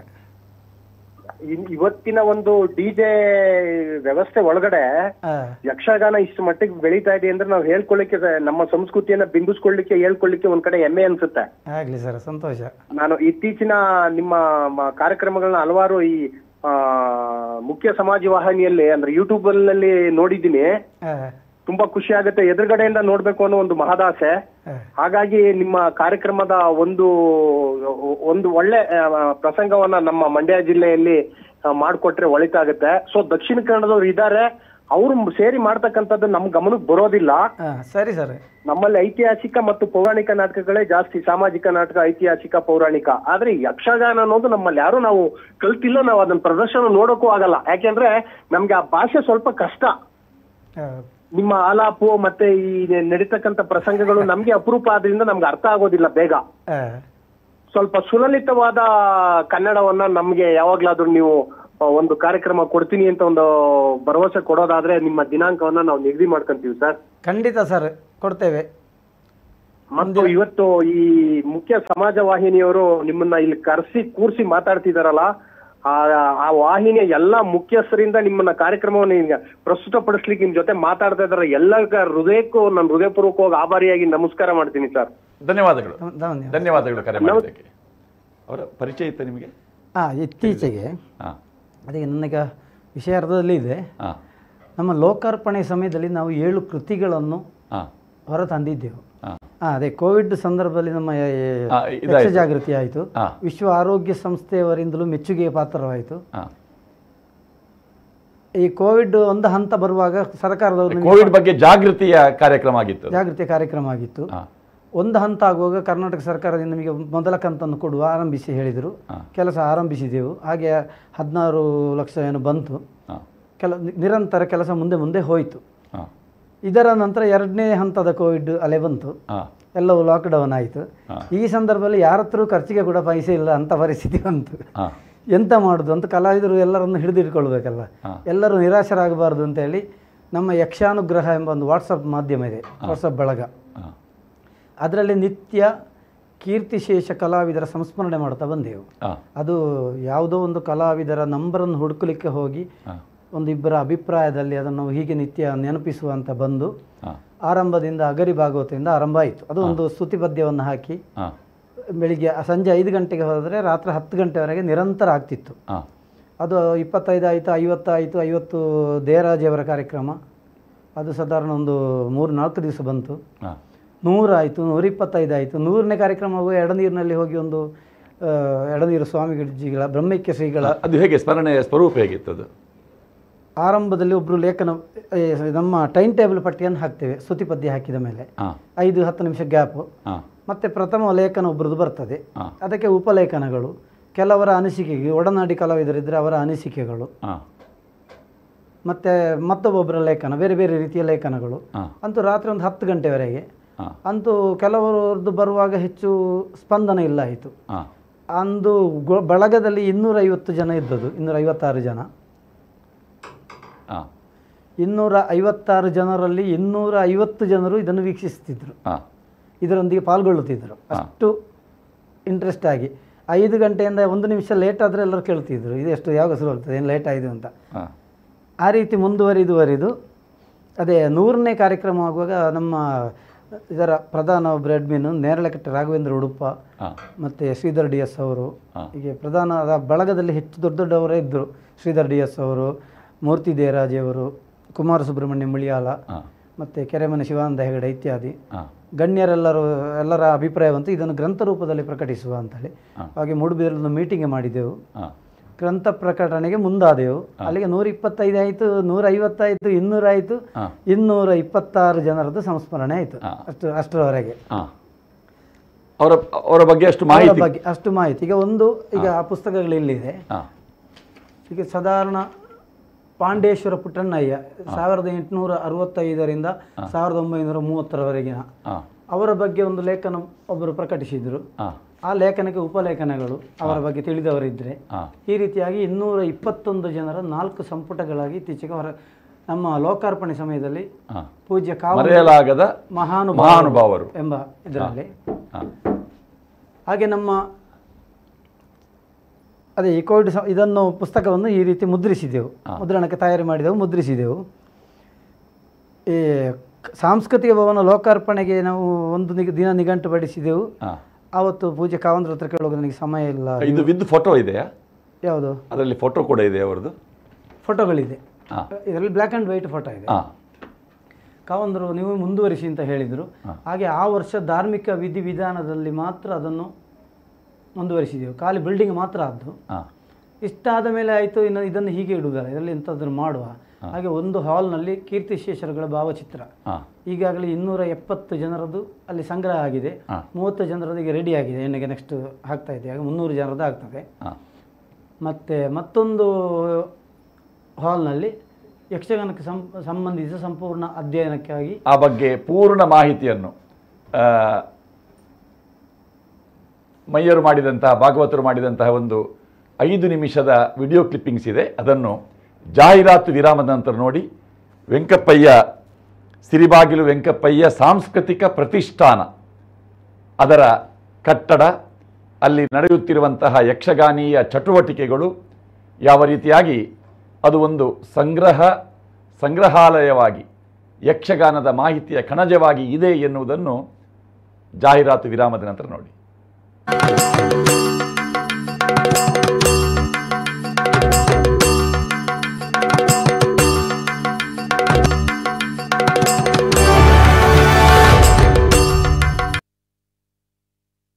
ದೀಪ ಹಚ್ಚುವ ಎಣ್ಣೆಯಲ್ಲಿ ಕಲಬೆರಕೆ ಇದ್ದರೆ ಪೂಜೆಗೆ ಸೂಕ್ತವಲ್ಲ. ಹಲವು ಬಾರಿ ಉಪಯೋಗಿಸಲ್ಪಟ್ಟ ಎಣ್ಣೆಯನ್ನು ಕಲಬೆರಕೆ ಮಾಡಿ ಸುಳ್ಳು ಲೇಬಲ್ ಅಂಟಿಸಿ ಹಲವರು ಮಾರುತ್ತಾರೆ. ಯಾವುದು ತಾನೇ ನಿಜ? ದೀಪಂ ದೀಪ ಹಚ್ಚುವ ಎಣ್ಣೆ 5 ವಿಶೇಷ ಫಸ್ಟ್ ಗ್ರೇಡ್ ಎಣ್ಣೆಗಳಿಂದ ತಯಾರಿಸಲ್ಪಟ್ಟಿದ್ದು ಬಹಳ ಹೊತ್ತು ಉರಿಯುತ್ತೆ, ಸುವಾಸನೆ ದೈವಿಕವಾಗಿರುತ್ತೆ. ದೀಪಂ ದೀಪ ಹಚ್ಚುವ ಎಣ್ಣೆ. ಮಂಗಳೂರಿನ ಮಹಾವೀರ್ ಜುವೆಲರ್ಸ್ ನಲ್ಲಿ ನಡೀತಾ ಇದೆ ಬಂಪರ್ ಲಕ್ಕಿ ಸ್ಕೀಮ್. 1500ರಂತೆ 24 ಇನ್ಸ್ಟಾಲ್ಮೆಂಟ್ಗಳು. ಕಾರ್ ಮತ್ತು ಸ್ಕೂಟರ್ ಗೆಲ್ಲುವ ಸುವರ್ಣ ಅವಕಾಶ. First month to 10th month ವರೆಗೆ ಪ್ರತಿ ತಿಂಗಳಿಗೆ ಒಬ್ಬ ಅದೃಷ್ಟಶಾಲಿ ವ್ಯಕ್ತಿಗೆ 50,000 ರೂಪಾಯಿ ಚಿನ್ನ ಉಚಿತ. 11th month to 20th month ವರೆಗೆ ಪ್ರತಿ ತಿಂಗಳಿಗೆ ಒಬ್ಬ ಅದೃಷ್ಟಶಾಲಿ ವ್ಯಕ್ತಿಗೆ 60,000 ರೂಪಾಯಿ ಚಿನ್ನ ಉಚಿತ. 21st, 22nd ಮತ್ತು 23rd ತಿಂಗಳಿನಲ್ಲಿ ಅದೃಷ್ಟಶಾಲಿಗಳಿಗೆ 3 ಆಕ್ಟಿವಾ ಹೊಂಡಾ ಸ್ಕೂಟರ್ ಗೆಲ್ಲುವ ಅವಕಾಶ ಕೂಡ ಇದೆ. 24ನೆಯ ತಿಂಗಳಿಗೆ ಆಲ್ಟೋ ಕಾರ್, ಯಾವುದೇ ಬಹುಮಾನ ಗೆಲ್ಲದ 24 ಕಂತು ಕಟ್ಟಿದ ವ್ಯಕ್ತಿಗೂ 4,000 ರೂಪಾಯಿ ಬೋನಸ್. ಸ್ಕೀಮ್ ಸೇರಿದ ಎಲ್ಲರಿಗೂ 10 ಗ್ರಾಂ ಬೆಳ್ಳಿ ಅಥವಾ ಬಿರಿಯಾನಿ ಪಾಟ್ ಸಿಗಲಿದೆ. ಕರೆ ಮಾಡಿ 7019005781 ಅಥವಾ ಭೇಟಿ ನೀಡಿ ಮಹಾವೀರ್ ಜ್ಯುವೆಲರ್ಸ್, ವೆಂಕಟರಮಣ ದೇವಸ್ಥಾನದ ಹತ್ತಿರ, Dongarakeri, Mangaluru.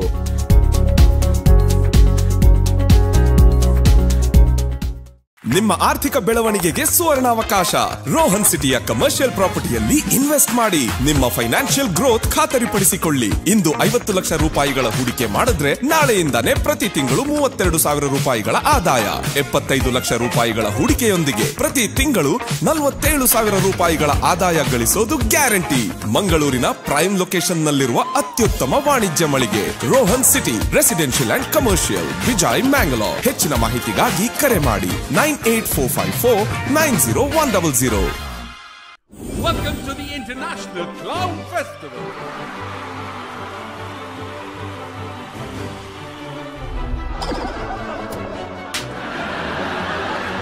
The show was very entertaining and very engaging.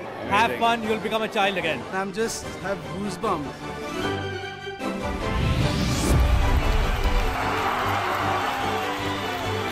Get set, laugh!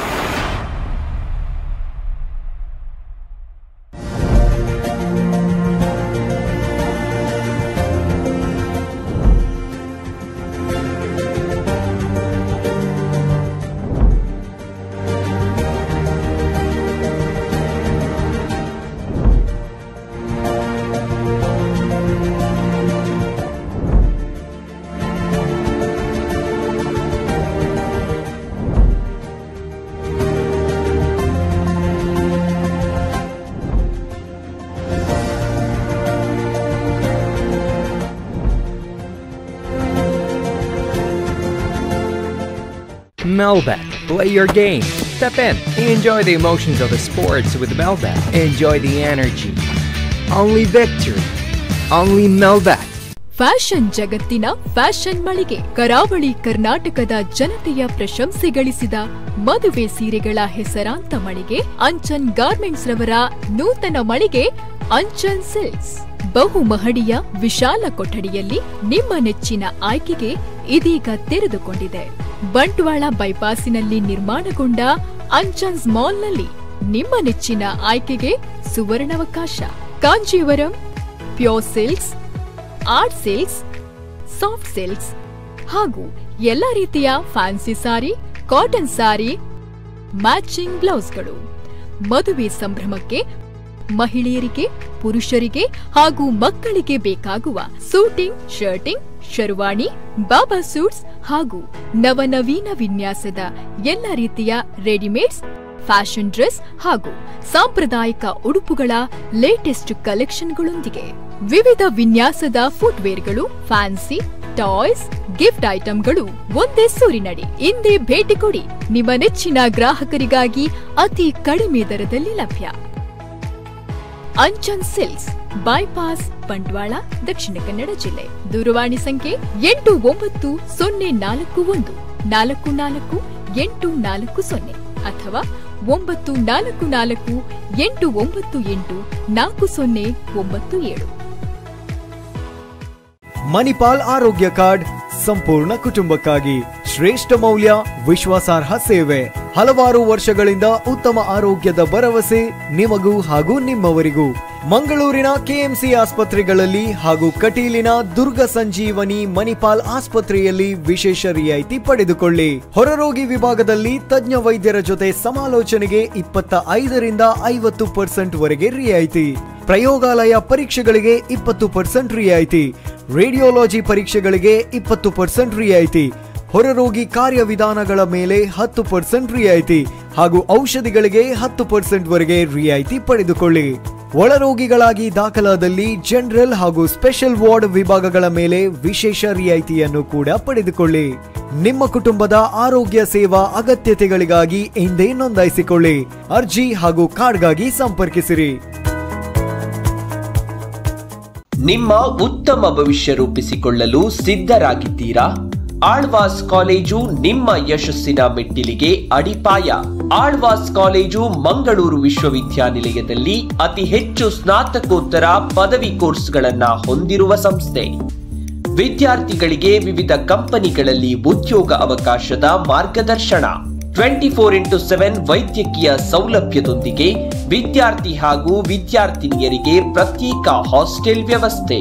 ಬನ್ನಿ, ಸ್ನಾತಕೋತ್ತರ ಕೋರ್ಸ್ಗಳಿಗೆ ಪ್ರವೇಶಾತಿ ಆರಂಭಗೊಂಡಿದೆ.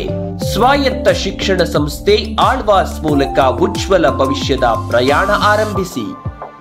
Freedom physically refined rice bran oil. ಇದು ಬ್ಯಾಡ್ ಕೊಲೆಸ್ಟ್ರಾಲ್ ಕಡಿಮೆ ಮಾಡಿ ಗುಡ್ ಕೊಲೆಸ್ಟ್ರಾಲ್ ಹೆಚ್ಚಿಸುತ್ತದೆ, ಹೃದಯದ ರಕ್ಷಣೆ ಮಾಡುತ್ತದೆ. ಕೊಲೆಸ್ಟ್ರಾಲ್ ಅನ್ನು ಸ್ವಚ್ಛಗೊಳಿಸಲು ಪ್ರತಿದಿನ ಉಪಯೋಗಿಸಿ freedom rice bran oil.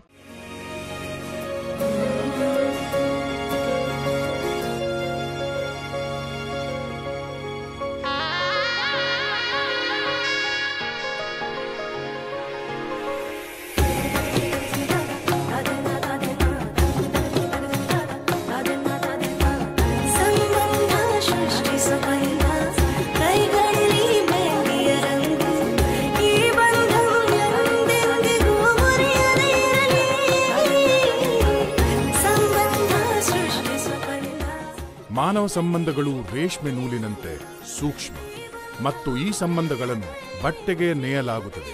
TNC Ramanath Raj. ಬಟ್ಟೆಗಳು ಹೃದಯದ ಸಂಬಂಧಗಳನ್ನು ಬೆಸೆಯುತ್ತದೆ. ನನ್ನ ಬಾಲ್ಯ ಅಮೂಲ್ಯ ನೆನಪುಗಳಿಂದ ತುಂಬಿತ್ತು. ಸಮಯದ ಸವಾಲನ್ನು ಎದುರಿಸಿ ನಿಂತ ಪರಂಪರೆ. ಆಹಾ, ಶೈನಿಂಗ್, ಆದ್ರೆ ಏನೋ ಮಿಸ್ಸಿಂಗ್.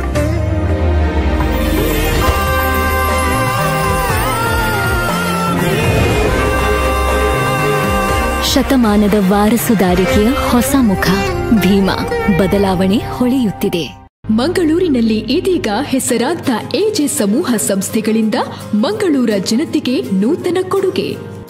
ಕರಾವಳಿ ಹೋಟೆಲ್ ಉದ್ಯಮದಲ್ಲೇ ಹೊಸ ಮೈಲಿಗಲ್ಲು. ಮಂಗಳೂರು ಹೊರವಲಯದ ಎಕ್ಕೂರಿನ ಪ್ರಶಾಂತ ವಾತಾವರಣದಲ್ಲಿ 4 ಎಕರೆ ಜಾಗದಲ್ಲಿ ತಲೆ ಎತ್ತಿ ನಿಂತಿದೆ ಪಂಚತಾರ ಮಾದರಿಯ ಐಷಾರಾಮಿ ಎಜೆ ಗ್ರ್ಯಾಂಡ್ ಎಲೈಟ್ ಹೋಟೆಲ್. ಸುಸಜ್ಜಿತ ಆಧುನಿಕ ವ್ಯವಸ್ಥೆಯ ನೂತನ ಹೋಟೆಲ್ನಲ್ಲಿ ಸಸ್ಯಾಹಾರಿ ಮತ್ತು ಮಾಂಸಾಹಾರಿ ಪ್ರತ್ಯೇಕ ವಿಭಾಗಗಳು, Madhuvan pure veg restaurant, le grande multi cuisine restaurant, ಗ್ರಾಹಕರ ಅಭಿರುಚಿಗೆ ತಕ್ಕಂತಹ ಫುಡ್ ಸೌಲಭ್ಯ, ಸುಂದರವಾದ ಈಜುಕೊಳಗಳು, 3 ಬ್ಯಾಂಕ್ವೆಟ್ ಹಾಲ್ಗಳು, ಕಾನ್ಫರೆನ್ಸ್ ರೂಮ್, 1000 ಮಂದಿ ಆಸೀನರಾಗಲು ಅವಕಾಶವಿರುವ ಓಪನ್ ಥಿಯೇಟರ್, ವಿಶಾಲವಾದ ಪಾರ್ಕಿಂಗ್ ವ್ಯವಸ್ಥೆ, ಜಿಮ್ ಸೌಲಭ್ಯ ಇತ್ಯಾದಿಗಳು ಲಭ್ಯ.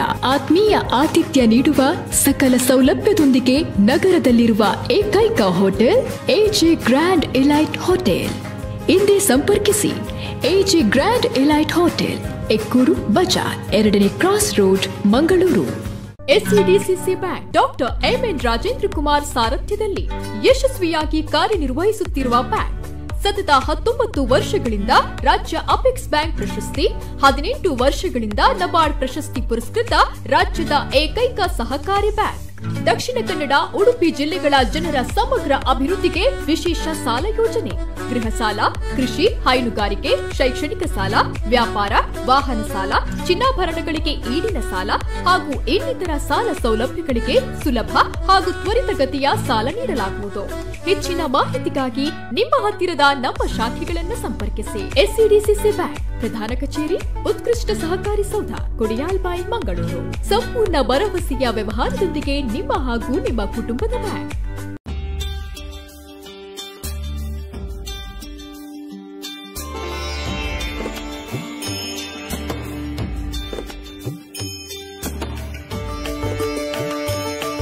The beginning of everything.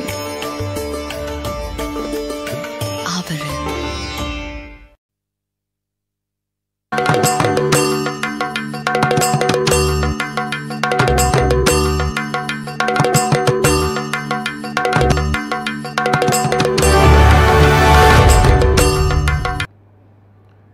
ಸಿರಿಬಾಗಿಲು Ramakrishna Mayya ಭಾಗವತರು ನಮ್ಮೊಂದಿಗೆ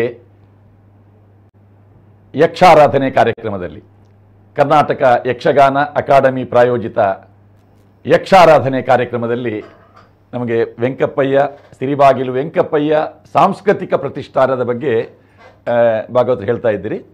ಅದರ 5 ನಿಮಿಷದ ಒಂದು ವಿಡಿಯೋ ನೀವು ಮಾಡಿದ್ದೀರಿ, ಅದರ ಒಂದು ವಿವರ ಕೊಡ್ತಾ ಹೋಗಿ. ಇದು ಈಗ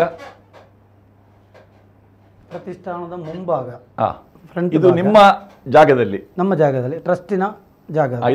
ಟ್ರಸ್ಟಿ ಕೊಟ್ಟಿದ್ದೀರಿ? ಹೌದು, 20 ಸೆಂಟ್ಸ್ ಜಾಗ. ಅದು 2ನೇ ಮಾಳಿಗೆ. ಯಾರೆಲ್ಲ ಇದ್ದಾರೆ ಟ್ರಸ್ಟ್ ಅಲ್ಲಿ? ಟ್ರಸ್ಟ್ ಅಲ್ಲಿ ಸದನ ಒಂದು 12-14 ಜನರಲ್ಲಿ ಇವರು ಸತೀಶ್ ಅಡಪ ಸಂಕಬೈಲು, ಮತ್ತು ಇವರು ರಾಧಾಕೃಷ್ಣ ಕೆ ಉಳಿಯ ತಡ್ಕ, ನಾನು, ನನ್ನ ಮಿಸ್ಸಸ್, ನನ್ನ ಭಾವ ಲಕ್ಷ್ಮೀನಾರಾಯಣ ತಂತ್ರಿ ಕಾವುಮಠ, ಈಗ ಒಂದು 10-12 ಜನ. ಎದುರುಕುಳ ಸದಾಶಿವ ಭಟ್, ರಾಜಾರಾಮರಾವ್ ಮಿಯಪದವ್, ಯೋಗೀಶ್ವರರಾವ್ ಚಿಗುರುಪಾದೆ, ಜಗದೀಶ್ ಕೆ ಕೂಡ್ಲು, ಈಗ 12 ಮೆಂಬರ್ಸ್ ಸಮಾನ ಮನಸ್ಕರೆಲ್ಲ ಸೇರಿಕೊಂಡು. ಎಷ್ಟು ಸ್ಕ್ವೇರ್ ಫೀಟ್ನ ಬಿಲ್ಡಿಂಗ್ ಇದು ಕಟ್ಟಡ? ಸಾಧಾರಣ ಒಂದು 4-5 ಸಾವಿರ ಆದೀತ ಅಂತ. ಸಾಂಸ್ಕೃತಿಕ ಇದು ಪ್ರದರ್ಶನಾಲಯ ಟೈಪ್ ಅಥವಾ ಹಾಲ್ ಇದೆ ಇದರಲ್ಲಿ? ಕೆಳಗೆ ನೆಲ, ಇದರಲ್ಲಿ ಪಾರ್ಕಿಂಗ್ ವ್ಯವಸ್ಥೆ. 2ನೇ ಮಾಡಿಯಲ್ಲಿ ಲೈಬ್ರರಿ, ಪ್ರಥಮ ಮಾಡಿಯಲ್ಲಿ ಲೈಬ್ರರಿ, ಮ್ಯೂಸಿಯಮ್ಮು, ಕೀರ್ತಿಶೇಷರ ಭಾವಚಿತ್ರ, ಗೆಸ್ಟ್ ರೂಮು, ಮೇಲಿನ ಇದರಲ್ಲಿ ಸಂಪೂರ್ಣ ಹಾಲ್. ಆಟ ಆಗ್ತದೆ ಅಲ್ಲಿ?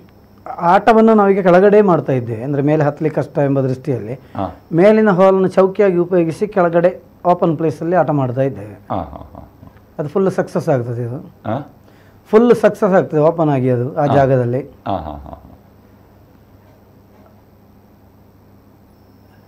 ಇದರಲ್ಲಿ ತೆಂಕು ಬಡಗು 2 ಕೂಡ ಇದೆ? ಹೌದು, ಅಂದರೆ ಎಲ್ಲೆಲ್ಲೂ ನೋಡಿದ್ರು ಯಕ್ಷಗಾನೀಯವಾಗಿ ಇರಬೇಕೆಂಬ ಉದ್ದೇಶದಿಂದ ಯಕ್ಷಗಾನದ ಫೋಟೋಗಳು, ತೆಂಕು ಬಡಗು.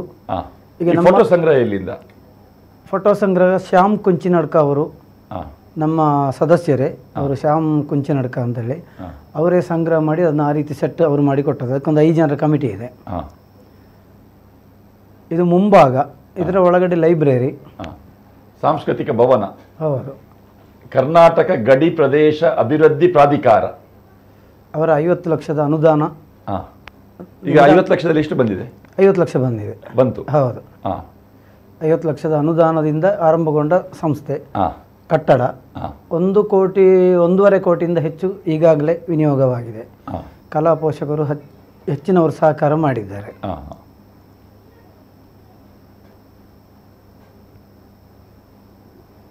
ಬೆಳಗಿನ ಬಣ್ಣದ ವೇಷ, ಬೆಳಗಿನ ಬಣ್ಣದ ವೇಷ, ಅಪರೂಪದ ವೇಷಗಳು ಎಲ್ಲವೂ ಅದರಲ್ಲಿದೆ. ಅದೇ ಪ್ರತಿಷ್ಠಾನವೇ ಸಂಯೋಜಿಸಿದ ಕೆಲವು ಪ್ರದರ್ಶನಗಳ ಫೋಟೋಗಳು ಈ ಭಾಗದಲ್ಲಿರುವಂಥದ್ದು. ದೊಂದಿ ಬೆಳಕಿನ ಆಟ ಎಲ್ಲ ಮಾಡಿಸಿದ್ರೆ ನೀವು? ಹೌದು, ನಾವು 1 ವರ್ಷ ದೇಶಮಂಗಲ ಕೃಷ್ಣ ಕಾರಂತಾರು ಅವರ ಜನ್ಮ ಶತಮಾನೋತ್ಸವ ಮಾಡಿದ್ದೆವು. ಅವರು ನನ್ನ ಸೋದರತ್ತೆ ಗಂಡ, ಸಿರಿಬಾಗಿಲು ವೆಂಕಪ್ಪಯ್ಯನವರ ತಂಗಿಯ ಗಂಡ. ಅವರು ವೆಂಕಪ್ಪಯ್ಯನವರಿಗೂ ಪ್ರೋತ್ಸಾಹ ಮಾಡಿದವರು, ನನಗೂ ಪ್ರೋತ್ಸಾಹ ಮಾಡಿದವರು. ಆ ದೃಷ್ಟಿಕೋನದಿಂದ ಅವರ ಕುರಿತು ಇದು ಯಾವ ಕಾರ್ಯಕ್ರಮದ ಆಮಂತ್ರಣ? ಡಿಸೆಂಬರ್ 26ರಂದು ಪೂಜ್ಯ ಕಾವಂದರದ ರಾಜಶ್ರೀ ಡಿ ವೀರೇಂದ್ರ ಹೆಗ್ಡೆಯವರು ಲೋಕಾರ್ಪಣೆಗೊಳಿಸಿದ್ದು ಈ ಕಟ್ಟಡವನ್ನು 2023 ಡಿಸೆಂಬರ್ 26. ಅದೇ ದಿವಸ ಧರ್ಮಸ್ಥಳದ ಯಕ್ಷಗಾನ ಕೂಡ ಆಗಿದೆ, ಹರಿಕೆ ಬಯಲಾಟ ಕೂಡ. ಡಿಸೆಂಬರ್ ನೀವು ತಿರುಗಾಟದ ಅವಧಿಯಲ್ಲಿ ಅದೇ 22ರಲ್ಲಿ ಧಾರ್ಮಿಕ ವಿಧಿವಿಧಾನದಿಂದ ಮಾತ್ರ ಪೂರೈಸಿ ಕಾರ್ಯಕ್ರಮಗಳನ್ನು ಮಾಡ್ತಾ ಬಂದೆವು. 23ರಲ್ಲಿ ಸಾರ್ವಜನಿಕ ಲೋಕಾರ್ಪಣೆಯನ್ನು ಅಫಿಷಿಯಲ್ ಆಗಿ. ಯಾರೆಲ್ಲ ಬಂದಿದ್ರು ಆ ಕಾರ್ಯಕ್ರಮಕ್ಕೆ? ಅದಕ್ಕೆ ಇವರು ಎಡನೀರು ಶ್ರೀಗಳು, ಪೂಜ್ಯ ಎಡನೀರು ಶ್ರೀಗಳು, ಪೂಜ್ಯ ಕೊಂಡೇವರು ಶ್ರೀಗಳು ಶಿಲಾನ್ಯಾಸ ಮಾಡಿದ್ಯಾರು? ಅದೇ ಆವಾಗಲೇ ಹೇಳಿದೆ ನಾವು, ಬ್ರಹ್ಮೈಕ್ಯ ಶ್ರೀ ಶ್ರೀ ಕೇಶವಾನಂದ ಭಾರತಿ ಶ್ರೀಪಾದಂಗಳವರ ಸಮ್ಮುಖದಲ್ಲೇ ಶಿಲಾನ್ಯಾಸ ಆದ್ದು. ಈ ಉದ್ಘಾಟನೆಗೆ ಪೂಜ್ಯ ಕಾವಂದರು, ನಮ್ಮ ಆಶೆ ಇದ್ದದ್ದು ಅದುವೇ. ಹಾಗೆ ಕಾವಂದರನ್ನು 1 ವರ್ಷದಿಂದ ಕಾದೆವು ನಾವು ಧಾರ್ಮಿಕ ವಿಧಿವಿಧಾನ ಮುಗಿಸಿ. ಹಾಗೆ ಅವರು ಡಿಸೆಂಬರ್ 26 ಈ ಮ್ಯೂಸಿಯಂ ಇದನ್ನೆಲ್ಲ ನೋಡಿ ಒಪ್ಪಿಗೆ ಕೊಟ್ಟರು. ಮತ್ತು ಕೋಳೂರು ಸದಾಶಿವ ಶೆಟ್ಟಿಯವರು, ಶ್ರೀ ಕೆ ಶೆಟ್ಟಿಯವರು, ಈ ಗಣ್ಯಾತಿ ಗಣ್ಯರ ಸಮ್ಮುಖದಲ್ಲಿ ಅದು ಆ ಉದ್ಘಾಟನೆ ನೆನಪಿಗಾಗಿ ಒಂದು ಬಿಲ್ಲೋಪತ್ರ ಗಿಡವನ್ನು ಪ್ರತಿಷ್ಠಾನದ ಮುಂಭಾಗದಲ್ಲಿ ಪೂಜೆ ಕಾವಂದ. ಬಿಲ್ಲೋಪತ್ರದ ಆಯ್ಕೆ ಶಿವನಿಗೆ ಪ್ರೀತ್ಯರ್ಥವಾದ, ಮಂಜುನಾಥ ಸ್ವಾಮಿಗೆ ಪ್ರೀತ್ಯರ್ಥವಾದ ಬಿಲ್ಲೋಪತ್ರ ಎಂಬ ದೃಷ್ಟಿಯಿಂದ ಅಲ್ಲಿ ಸಾಂಸ್ಕೃತಿಕ ಭವನ, ಸಾಂಸ್ಕೃತಿಕ ದೇಗುಲ ಎಂಬ ನಮ್ಮ ಕಲ್ಪನೆ.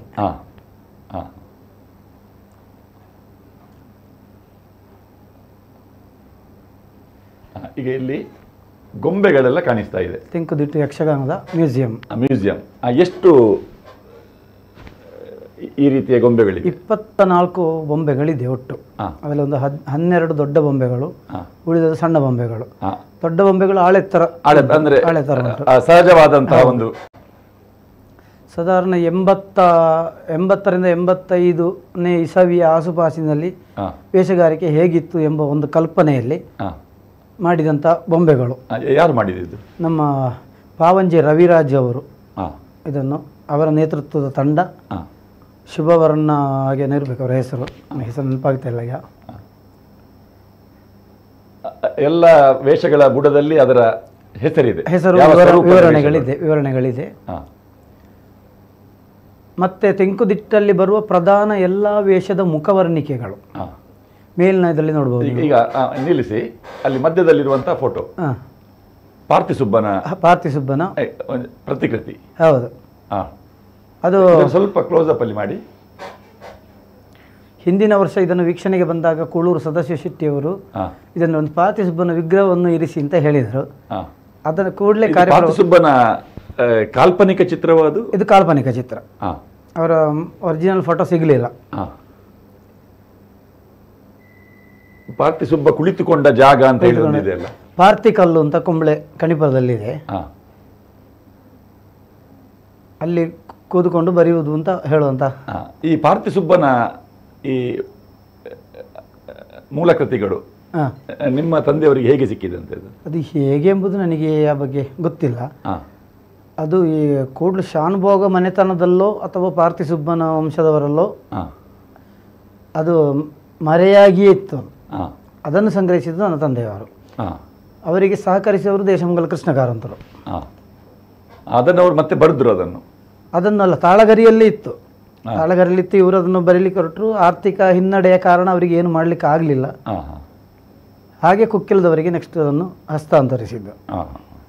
ಕುಕ್ಕಿಲದವರು ಸಂಪೂರ್ಣ ಅದನ್ನು ಆದ ನಂತರ ವಾಪಸ್ ನಮ್ಮಲ್ಲಿ ಕಳಿಸಿಕೊಟ್ಟು. ಈಗ ನಮಗೆ ಲಭ್ಯ ಇರುವುದು ರಾಮಾಯಣದ ಹೆಚ್ಚಿನ ಪ್ರಸಂಗಗಳು. ಹೌದು. ರತ್ನಾವತಿ ಕಲ್ಯಾಣ. ರತ್ನಾವತಿ ಕಲ್ಯಾಣ ಅಲ್ಲ, ಇದಲ್ಲ, ಐರಾವತ, ಕೃಷ್ಣಚರಿತೆ ಇತ್ಯಾದಿ ಪಾರ್ಥಿಸುಬ್ಬನ ಕೃತಿಗಳು. ಅದಲ್ಲದೆ ಈಗ ಪ್ರಕಟ ಆಗದೇ ಇರುವ ಪಾರ್ಥಿಸುಬ್ಬ ಬರೆದಿರಬಹುದಾದಂಥ ಪ್ರಸಂಗಗಳು ಯಾವುದಾದ್ರು ಇತ್ತ? ಈಗ ನೀವು ಹೇಳಿದಾಗೆ ಮೂಲ ಪ್ರತಿ ಅಲಭ್ಯವಾಗಿ ಇದ್ದಿರಬಹುದು. ಆ ಬಗ್ಗೆ ನನಗೆ ಅಷ್ಟು ಮಾಹಿತಿ ಇಲ್ಲ. ಯಾಕಂದ್ರೆ ನನಗೆ ಮಾಹಿತಿ ಸಿಕ್ಕಿದ್ದೇ ಇತ್ತೀಚೆಗೆ ಇದರಲ್ಲಿ.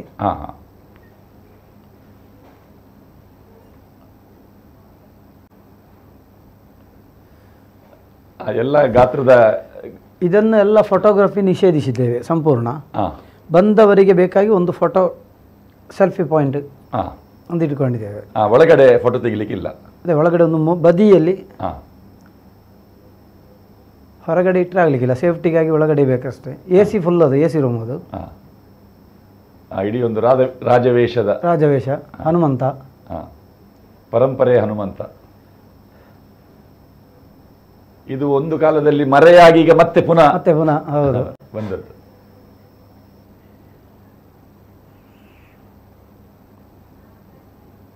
ಕಿರಾತವೇಷ,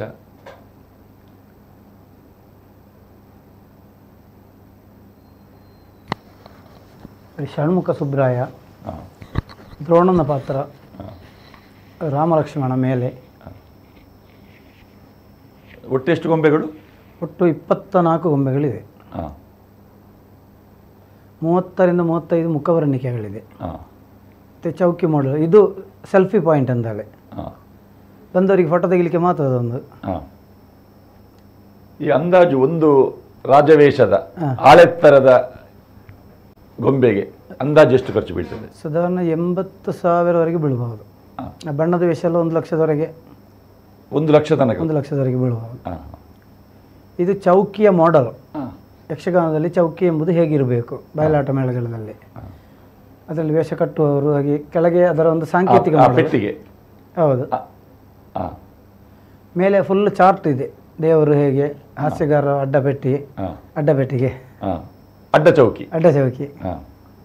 ಅದರಲ್ಲಿ ದೇವರ ಪೆಟ್ಟಿಗೆ ಹತ್ತಿರ ಬಣ್ಣದ ವೇಷ 1, ಬಣ್ಣದ ವೇಷ 2, ಎದುರು. ಆಮೇಲೆ ಪೀಠಿಕೆ ವೇಷ, ಎದುರು ವೇಷ, ಪೀಠಿಕೆ ಎದುರು ವೇಷ.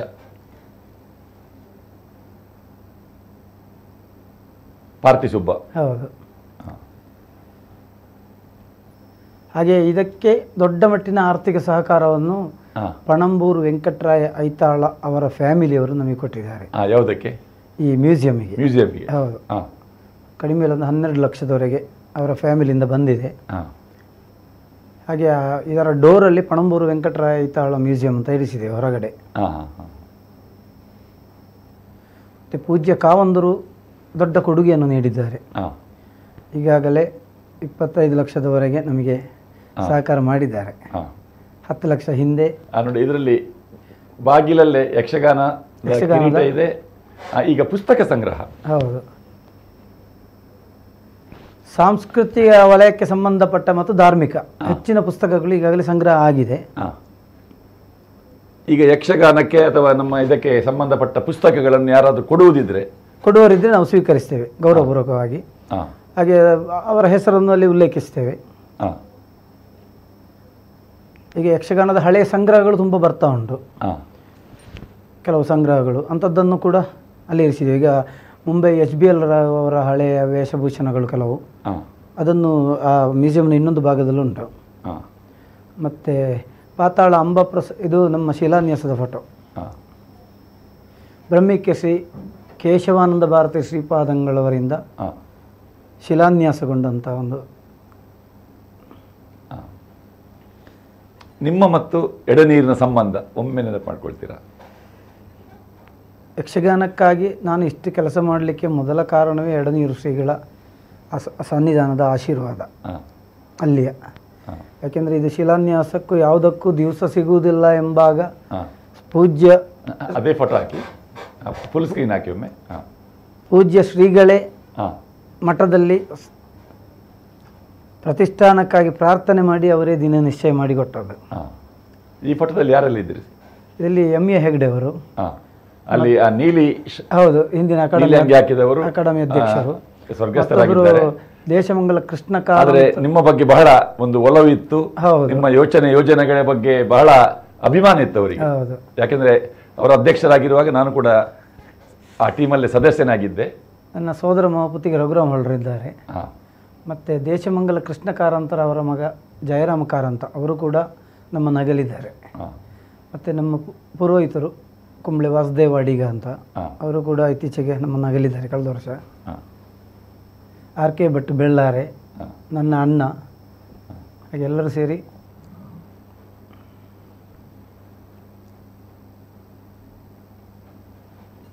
ಮುಂದೆ ವಿಡಿಯೋ ಹಾಕಿ.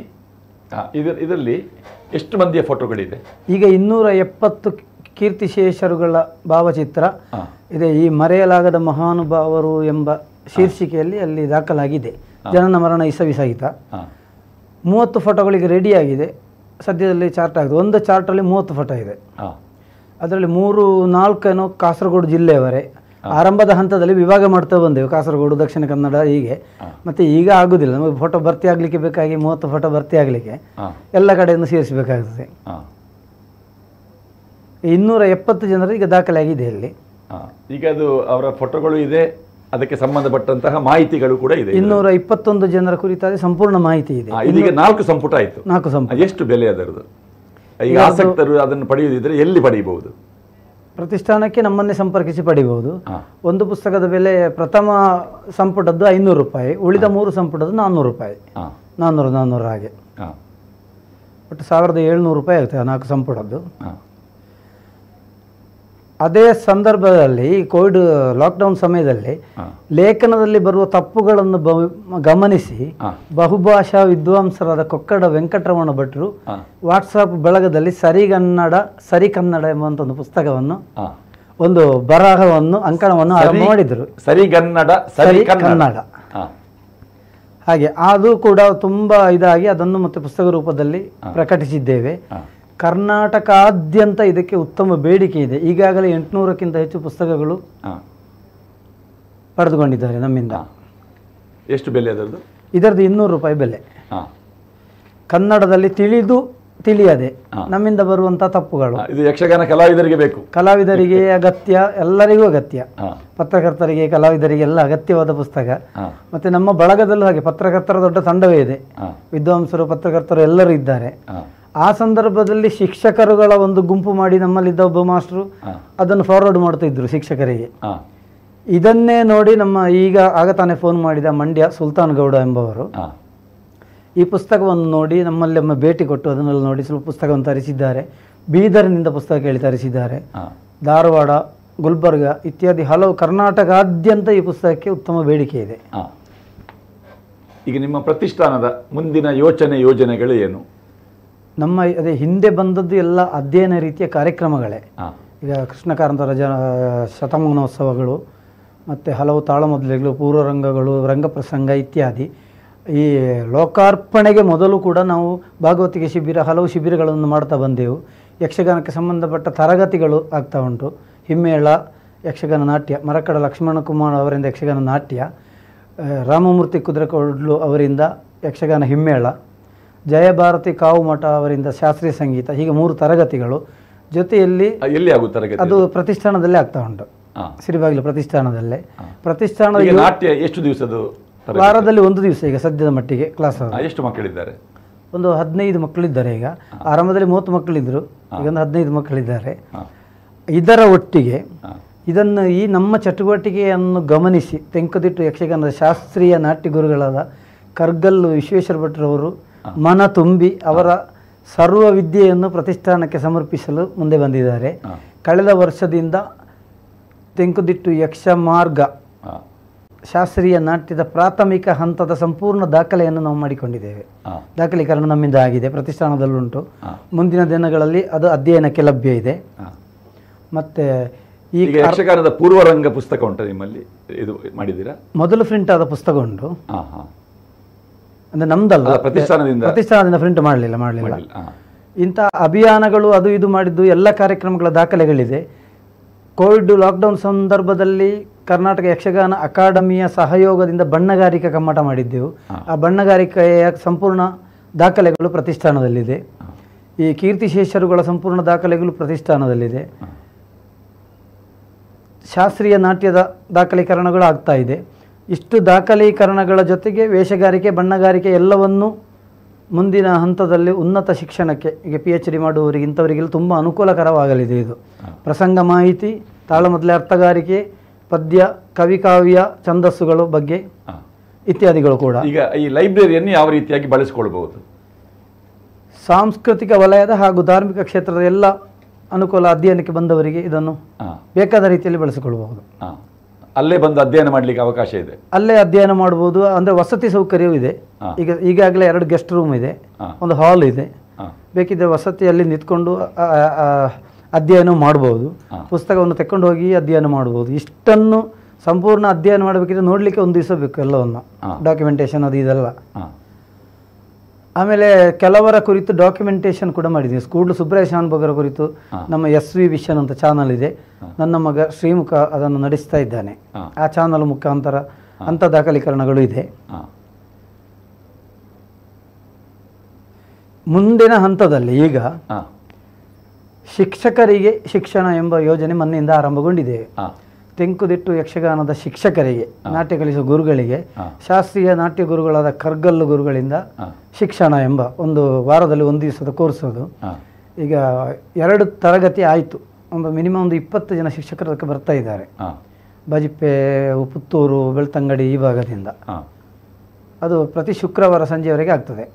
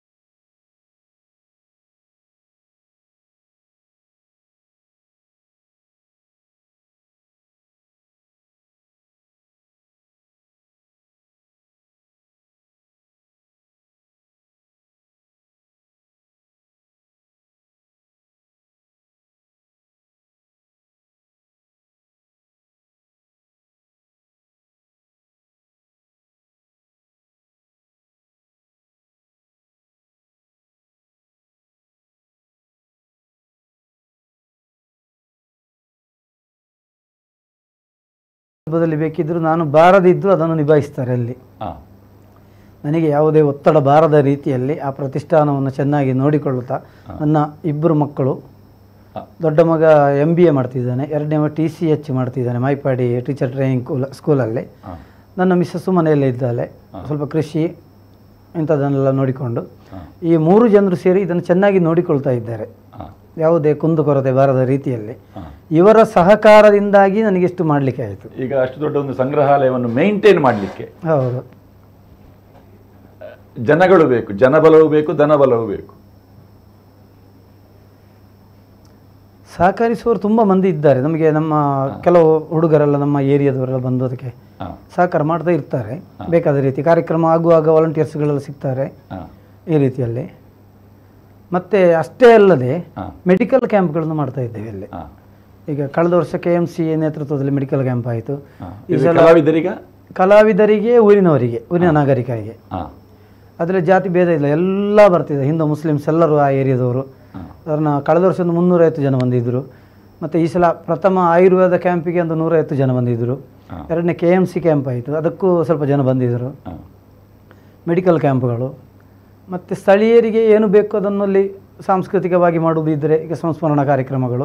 ಮುಂದಿನ ತಿಂಗಳಲ್ಲಿ ನನ್ನ ಇಷ್ಟು ಮಾಡಲಿಕ್ಕೆ ಮೂಲ ಕಾರಣ ಪ್ರೇರಣೆ ನೀಡಿದ ದೇಶಮಂಗಲ ಕೃಷ್ಣ ಕಾರಂತರ ಜನ್ಮ ದಿನ ಅವತ್ತು ಅಕ್ಟೋಬರ್ 18 ಬೆಳಗ್ಗಿಂದ ಸಂಜೆವರೆಗಿನ ವಿಶೇಷ ಕಾರ್ಯಕ್ರಮ ಆ ದಿವಸ ಮಾಡ್ತಾ ಇದ್ದೇವೆ. ಇನ್ನು ಸಾಹಿತ್ಯದಲ್ಲಿ ಯಾವ ಯೋಚನೆಗಳಿದೆ ಹೊಸತ್ತು? ಯಕ್ಷಗಾನೀಯವಾದ ಹೊಸ ಪುಸ್ತಕಗಳ ಪ್ರಕಟಣೆ. ಈಗ ನಮ್ಮನ್ನು ಇದನ್ನು ಮುಂದುವರಿಸ್ತಾ ಇದ್ದೇವೆ ಇನ್ನು. ಮರೆಯಲಾಗದ ಮಹಾನುಭಾವರು ಈ ಕೃತಿಗಳನ್ನು ಈಗ ಇದು 4 ಸಂಪುಟ ಇದೆ, ಇನ್ನೊಂದು ಸಂಪುಟ ಆಗುವಷ್ಟಿಗೆ ರೆಡಿ ಆಗ್ತಾ ಇದೆ. ರೆಡಿ ಆದ ಹಾಗೆ ಮುಂದಿನ ಹಂತದಲ್ಲಿ ನಮ್ಮ ಆರ್ಥಿಕ ಸ್ಥಿತಿಯನ್ನು ನೋಡಿಕೊಂಡು ಮತ್ತೆ ಯುವ ಬರಹಗಾರರ ಪ್ರೋತ್ಸಾಹಕ್ಕಾಗಿ ಗರಿ ಬಿಚ್ಚಿದಾಗ ಎಂಬ ಕೃತಿ, ಒಂದು ಕವನ ಸಂಕಲನ. ಇದು ಇವ್ರದ್ದು 4 ಕವನ ಸಂಕಲನ ಈಗಾಗಲೇ ಪ್ರತಿಷ್ಠಾನ ವತಿಯಿಂದ ಇದಾಗಿದೆ. ಇದು ನನ್ನ ತಂದೆಯವರ ಅಳಿದುಳಿದ ಕೃತಿಗಳನ್ನು ಸಂಗ್ರಹಿಸಿ ರಾಧಾಕೃಷ್ಣ ಕೆ ಉಳಿಯತಡ್ಕ ಅವರ ಸಂಪಾದಕತ್ವದಲ್ಲಿ ಸಿರಿಬಾಗಿಲು ಎಂಬ ಕೃತಿ ಸಂಪುಟ. ಇದರಲ್ಲಿ ನಮಗೆ ಅವರದ್ದು ಸಿಕ್ಕಿದಂತಹ ಕೃತಿಗಳು ಮಾತ್ರ ಇದೆ. ಯಾವುದೆಲ್ಲ ಕೃತಿಗಳನ್ನು ಪಟ್ಟಿ ಹೇಳಬಹುದಾ? ಅದರಲ್ಲಿ ಜಗಜಟ್ಟಿ ಬಾಚ ಎಂಬುದು, ಅದು ನಾಟಕವಾ? ಅದು ಚಾರಿತ್ರಿಕ ಕತೆ. ಹೌದು. ಮತ್ತೆ ಮಕ್ಕಳ ಕಥೆಗಳು. ಈಗ ಬಾಚನ ಬಗ್ಗೆ ಒಂದು ಪ್ರಸಂಗ ಪ್ರಸಂಗ ಹೌದು. ಆ ಕಥೆಯನ್ನು ನೆನಪಿಸುವ ಉದ್ದೇಶದಿಂದ ಅದನ್ನು ಪ್ರಸಂಗ ಮಾಡಿದ್ದೆ ನಾನು.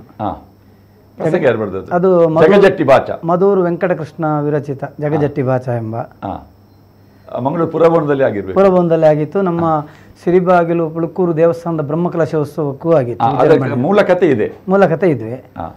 ಮತ್ತೆ ತುಳುನಾಡ ಕೇಸರಿ, ಜಯಸಿಂಹನ ಕಥೆಗಳು ಇತ್ಯಾದಿ ಹಲವು ಕಥೆಗಳನ್ನು ತಂದೆಯವರು ಕೃತಿಗಳನ್ನು ರಚಿಸಿದ್ರು. ಅವರ ನಿರ್ದೇಶನದಲ್ಲಿ 2-3 ಜನ PhD ಮಾಡಿದರು. ತಂದೆಯವರ ಅಂದಿನ ಕಾಲದಲ್ಲಿ ಅವರ ಸಲಹೆಯಂತೆ ಒಂದು 2-3 ಜನ ಅವರಿಂದ ವಿಷಯ ಸಂಗ್ರಹ ತಕ್ಕೊಂಡು ಸ್ಥಳ ಪುರಾಣದ ಬಗ್ಗೆ PhD ಮಾಡಿದವರಿದ್ದಾರೆ. ಎಲ್ಲಿಯ ಸ್ಥಳ ಪುರಾಣ ಎಲ್ಲ ಮಾಡಿದ್ದಾರೆ? ಅವರಿಗೆ ನಮ್ಮ ಕಾಸರಗೋಡು ತಳಂಗರೆ ಶಾಸನ, ಪಾರ್ಥಿಸುಬ್ಬನ ಕುರಿತಾದ ಸ್ಥಳ ವಿವಾದದಲ್ಲಿ, ಕಾಲ ನಿರ್ಣಯದಲ್ಲಿ ಇಂಥ ತುಂಬ ಇದರಲ್ಲಿ ಅವರು ಮುಂಚೂಣಿಯಲ್ಲಿ ಇದ್ರು. ಅವರು ಆ ಕಾಲದಲ್ಲಿ ಪಾರ್ಥಿಸುಬ್ಬ ಎಲ್ಲಿಯವ ಅಂತ ಹೇಳುವಂತ ಜಿಜ್ಞಾಸೆ ಕೂಡ ಇತ್ತು ಒಂದು ಸಂದರ್ಭದಲ್ಲಿ. ಪಾರ್ಥಿಸುಬ್ಬ ಕಣಿಪುರದವ ಕುಂಬ್ಳೆಯವ ಎನ್ನುವುದನ್ನು ಸಾಧಿಸುವುದಕ್ಕೆ ಅನೇಕ ವಿದ್ವಾಂಸರ ಕೊಡುಗೆ ಇದೆ ನಮ್ದು. ಜಯಸಿಂಹನ ತಳಂಗರೆಯ ಶಾಸನ, ಮತ್ತೆ ಕಾಸರಗೋಡಿನ ಗಣ್ಯರು ಎಂಬ ಬಗ್ಗೆ ಸುಬ್ರಾಯ ಶಾನುಭೋಗರು, ಪುತ್ತಿಗೆ ಜೋಯಿಸರು, ಬಲಿಪ ಭಾಗವತರು ಇವರ ಬಗ್ಗೆ ಎಲ್ಲ. ಮೇಳಗಳ ಬಗ್ಗೆ ಏನಾದರೂ ಮಾಹಿತಿ ಇದೆಯಾ? ಇಸ್ಲಾಂಪಾಡಿ ಮೇಳ, ಅದೇ ಅಂದಿನ ಕಾಲದಲ್ಲಿ 22-23 ಕಾಸರಗೋಡು ಜಿಲ್ಲೆಯಲ್ಲಿ ಮೇಳಗಳಿತ್ತಂತೆ. ಕೂಡ್ಲು ಮೇಳ, ಮಧೂರು ಮೇಳ, ಇಚ್ಲಂಪಾಡಿ ಮೇಳ, ಕೊರಕ್ಕೋಡು ಮೇಳ, ನೆನಪು ಬರ್ತಾ ಇಲ್ಲ ಈಗ. ಅಂತ ತುಂಬ ಮೇಳಗಳು. ಕುಂಬಳೆ ಮೇಳ, ಬೋಳಾರ ಮೇಳ ಅದೇ ಸ್ವರೂಪದಲ್ಲಿ ಕೊರಕ್ಕೋಡಲ್ಲಿ ಆದದ್ದು. ಹೌದಂತೆ. ಬೋಳಾರದ ಮಾರಿಗುಡಿ ದೇವಸ್ಥಾನದ ಆಯದ ಹಾಗೆ ಅಲ್ಲಿ ಕಾಸರಗೋಡಿನಲ್ಲಿ ಕೊರಕ್ಕೋಡು ಆ ಮಾರಿಗುಡಿಯನ್ನು ಕಟ್ಟಿ ಅದನ್ನು ಎರಡನ್ನು ನೋಡಿದರೆ ಮೊದಲಿದ್ದ ಗುಡಿಗಳ ಸಾಮ್ಯತೆಯನ್ನು ಗಮನಿಸಿದರೆ ಒಂದೇ ಲೆಕ್ಕ. ಬೋಳಾರದಲ್ಲಿಯೂ ಮೇಳ ಇತ್ತು, ಅದೇ ರೀತಿಯ ಅಲ್ಲಿ ಕೂಡ ಮೇಳ ಮಾಡಿದ್ರು ಎನ್ನುವ ಇತಿಹಾಸ ಇದೆ.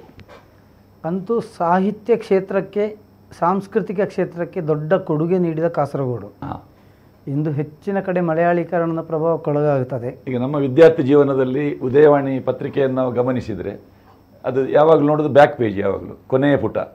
ಅದರಲ್ಲಿ ಯಾವ ಮೇಳದ ಆಟ ಎಲ್ಲೆಲ್ಲಿ ಅಂತ ಹೇಳಿದರೆ ಸಾಧಾರಣ ಕಾಸರಗೋಡು ಜಿಲ್ಲೆಯ ಅನೇಕ, ಈಗ ನಾವು ಕಾಸರಗೋಡು ಜಿಲ್ಲೆಗೆ ಹೋದಾಗ ಆ ಊರುಗಳನ್ನು ನೋಡಿದಾಗ ಇಲ್ಲಿ ಆಟ ಆಗ್ತಿದ್ದ ಸ್ಥಳ, ಆ ಯಕ್ಷಗಾನ ಕಲಾವಿದರ ಊರಿನ ನೆನಪಾಗ್ತದೆ ನಮಗೆ.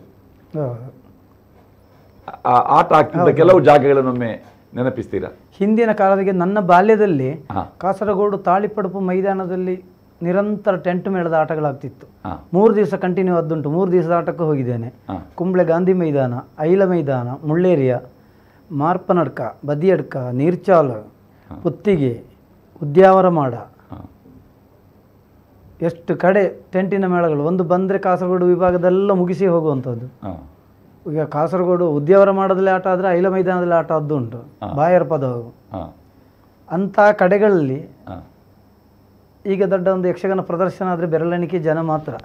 ಅಂತ ದೊಡ್ಡ ಸೆಟ್ ಆದರೆ ಸ್ವಲ್ಪ ಜನ ಸೇರ್ತಾರೆ, ವೈಭವದಿಂದ ಮಾಡುವಂಥದ್ದು. ತಾಳಮದ್ದಳೆಗಳು ಹೇಗಾಗ್ತಿತ್ತು ಆ ಪ್ರದೇಶದಲ್ಲಿ? ತಾಳಮದ್ದಳೆಗಳು ಬೆಳಿಗ್ಗೆವರೆಗೆ ಚೆನ್ನಾಗಿ ನಡೀತಿದ್ದ ಪ್ರದೇಶಗಳು. ಈಗ ನೀರ್ಚಾಲ ಏರಿಯಾ, ಬದಿಯಡ್ಕ, ಪೆರ್ಲ ಇದೆಲ್ಲ ವಿಜೃಂಭಣೆಯಿಂದ ತಾಳಮದ್ದಳೆ ನಡೀತಿದ್ದಂಥ ಸಂದರ್ಭ. ನಮ್ಮ ತೆಂಕುತಿಟ್ಟಿನ ಹೆಚ್ಚಿನ ಕಲಾವಿದರೆಲ್ಲ ಆ ಪ್ರಾಂತ್ಯದವರೇ? ಆ ಪ್ರಾಂತ್ಯ ಕಾಸರಗೋಡಿನವರೇ. ಕುರಿಯ ಮನೆತನ ಯಕ್ಷಗಾನಕ್ಕೆ ದೊಡ್ಡ ಕೊಡುಗೆ ನೀಡಿದ್ದು.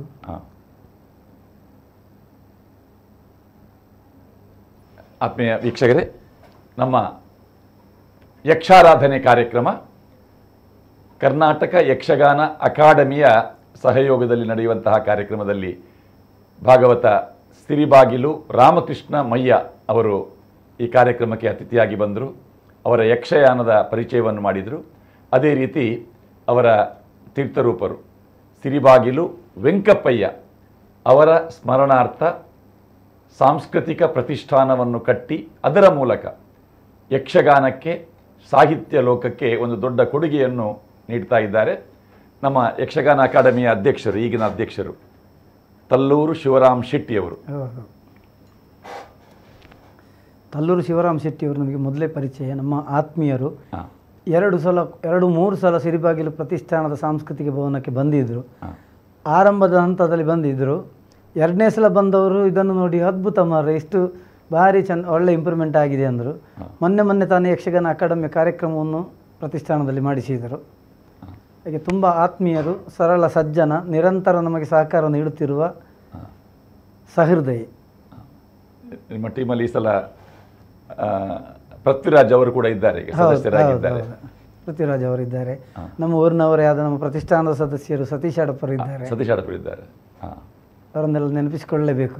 ಈ ಕಾರ್ಯಕ್ರಮದ ಸಂಯೋಜನೆಯನ್ನು ಮೋಹನ್ ಕೊಪ್ಪಲ ಕದ್ರಿ, ಈ ಯಕ್ಷಾರಾಧನೆ ಕಾರ್ಯಕ್ರಮಕ್ಕೆ ಸದಸ್ಯ ಸಂಚಾಲಕರಾಗಿ ಮೋಹನ್ ಕೊಪ್ಪಲ ಕದ್ರಿಯವರು ಸಹಕಾರವನ್ನು ನೀಡ್ತಾ ಇದ್ದಾರೆ. ಆ ಕಾರ್ಯಕ್ರಮವನ್ನು ಮುಗಿಸುವ. ಈ ಕಾರ್ಯಕ್ರಮ ಹೇಗಾಯಿತು ಮತ್ತು ಯಕ್ಷಗಾನ ಅಕಾಡೆಮಿಯ ಈ ಯೋಚನೆ, ಇದು ಪ್ರೊಫೆಸರ್ GL ಹೆಗ್ಡೆ ಅವರ ಸಂದರ್ಭದಲ್ಲಿ ಆರಂಭವಾದಂಥ ಒಂದು ಯೋಚನೆ. ಕಲಾವಿದರನ್ನು ನಮ್ಮ ಕುಡ್ಲ ವಾಹಿನಿಗೆ ಕರೆಸಿ ಅವರ ಬಗ್ಗೆ ಮಾಹಿತಿಯನ್ನು ಪಡೆಯುವಂಥ ಒಂದು ಕಾರ್ಯಕ್ರಮ. ಉತ್ತಮ ಯೋಜನೆ, ತುಂಬ ಖುಷಿಪಟ್ಟೆ. ಪ್ರತಿಷ್ಠಾನ ಹಾಗೂ ಸಿರಿಬಾಗಿಲು ರಾಮಕೃಷ್ಣಮಯ್ಯ ಇಷ್ಟು ಇರಬೇಕಿದ್ರೆ ಮೂಲ ಕಾರಣ ಧರ್ಮಸ್ಥಳ ಶ್ರೀ ಮಹಾಗಣಪತಿ ಮಂಜುನಾಥ ಸ್ವಾಮಿಯ ಅನುಗ್ರಹ, ಪೂಜ್ಯ ರಾಜಶ್ರೀ ಕಾವಂದ್ರವರ ಆಶೀರ್ವಾದ, ನನ್ನ ಯಜಮಾನರಾದ ಹರ್ಷೇಂದ್ರ ಕುಮಾರ್ರವರ ಆಶೀರ್ವಾದ. ಈ ಎಲ್ಲ ದೇವರುಗಳು ನನ್ನ ಪ್ರತಿಷ್ಠಾನಕ್ಕೆ ಪಾದಾರ್ಪಣೆ ಮಾಡಿದ್ರು. ನನ್ನ ತುಂಬ ಸಂತಸದ ವಿಷಯ. ವೀರೇಂದ್ರ ಹೆಗ್ಡೆ ಅವರ ಒಂದು ಭಾಷಣದ ಒಂದು ತುಣುಕನ್ನು ಹಾಕಿ.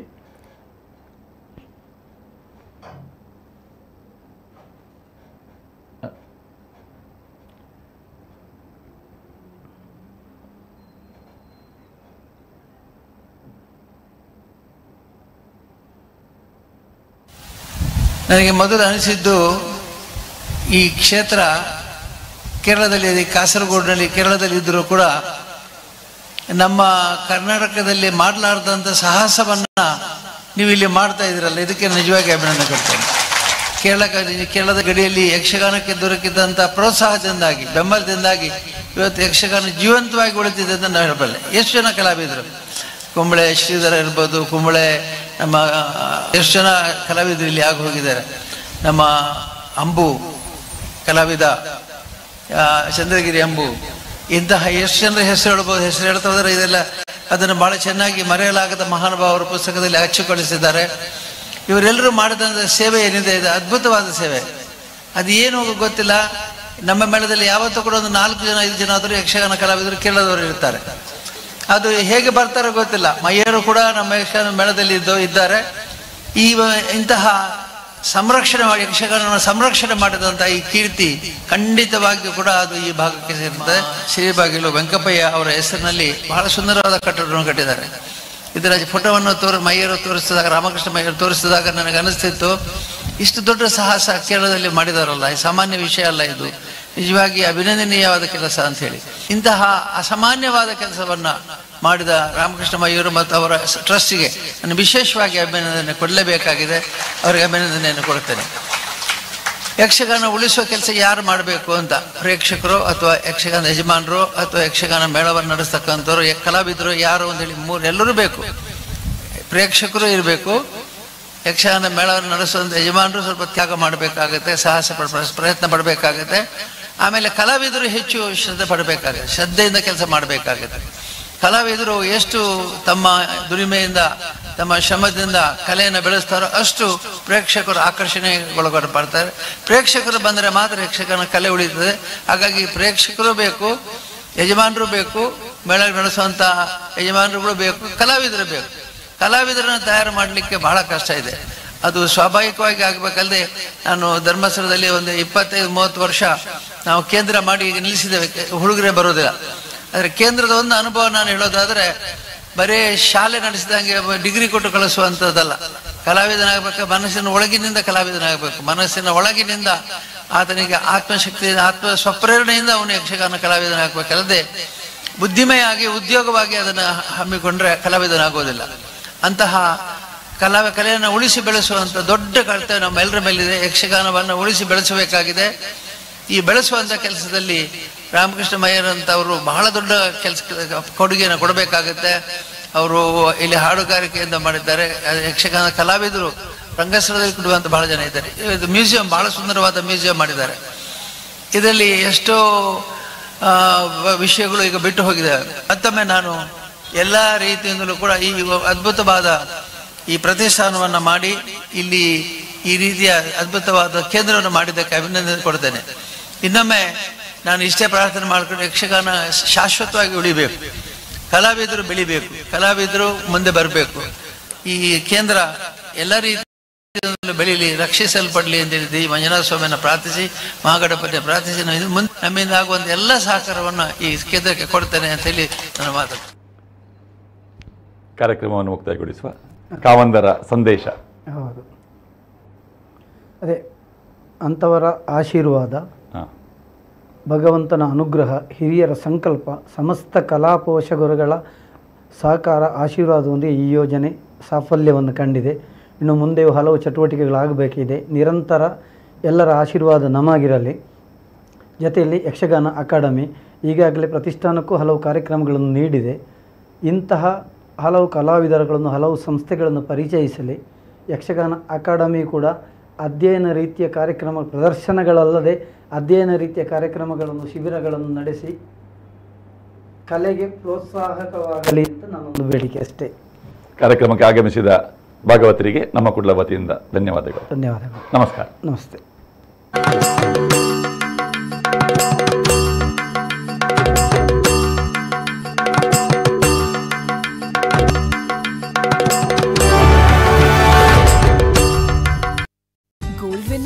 ಎಣ್ಣೆ ಜಾಸ್ತಿ ಹೀರ್ಕೊಳ್ಳಲ್ಲ, ಕ್ಯಾಲೋರೀಸ್ ಭಯ ಇರೋದೇ ಇಲ್ಲ. 10 ಅಲ್ಲ 20 ಅಲ್ಲ 80 ಕ್ವಾಲಿಟಿ ಟೆಸ್ಟ್ ಪಾಸ್ ಆಗಿರುವ ಕರ್ನಾಟಕದ ಏಕೈಕ ವಿನ್ನ gold ವಿನ್ನ. Tejaswini Hospital and Tejaswini Group of Institutions. Tejaswini Hospital, the complete orthopedic hospital, is a super specialty nationally accredited hospital. Headed by Professor M. Shantaram Shetty and Dr. Ajit Kumar, the well-known names in orthopedics in our country. Tejaswini Hospital is supported by latest technology like MRI, CT, DEXA scan, color Doppler, fully automated laboratory, laminar flow operation theaters, ICU, MICU, rental dialysis center, blood bank and pharmacy. Tejaswini Hospital stands for perfection, quality care, compassion and complete well-being. The complete orthopedic trauma and super specialty hospital is a boon to people with 24 hours accident service.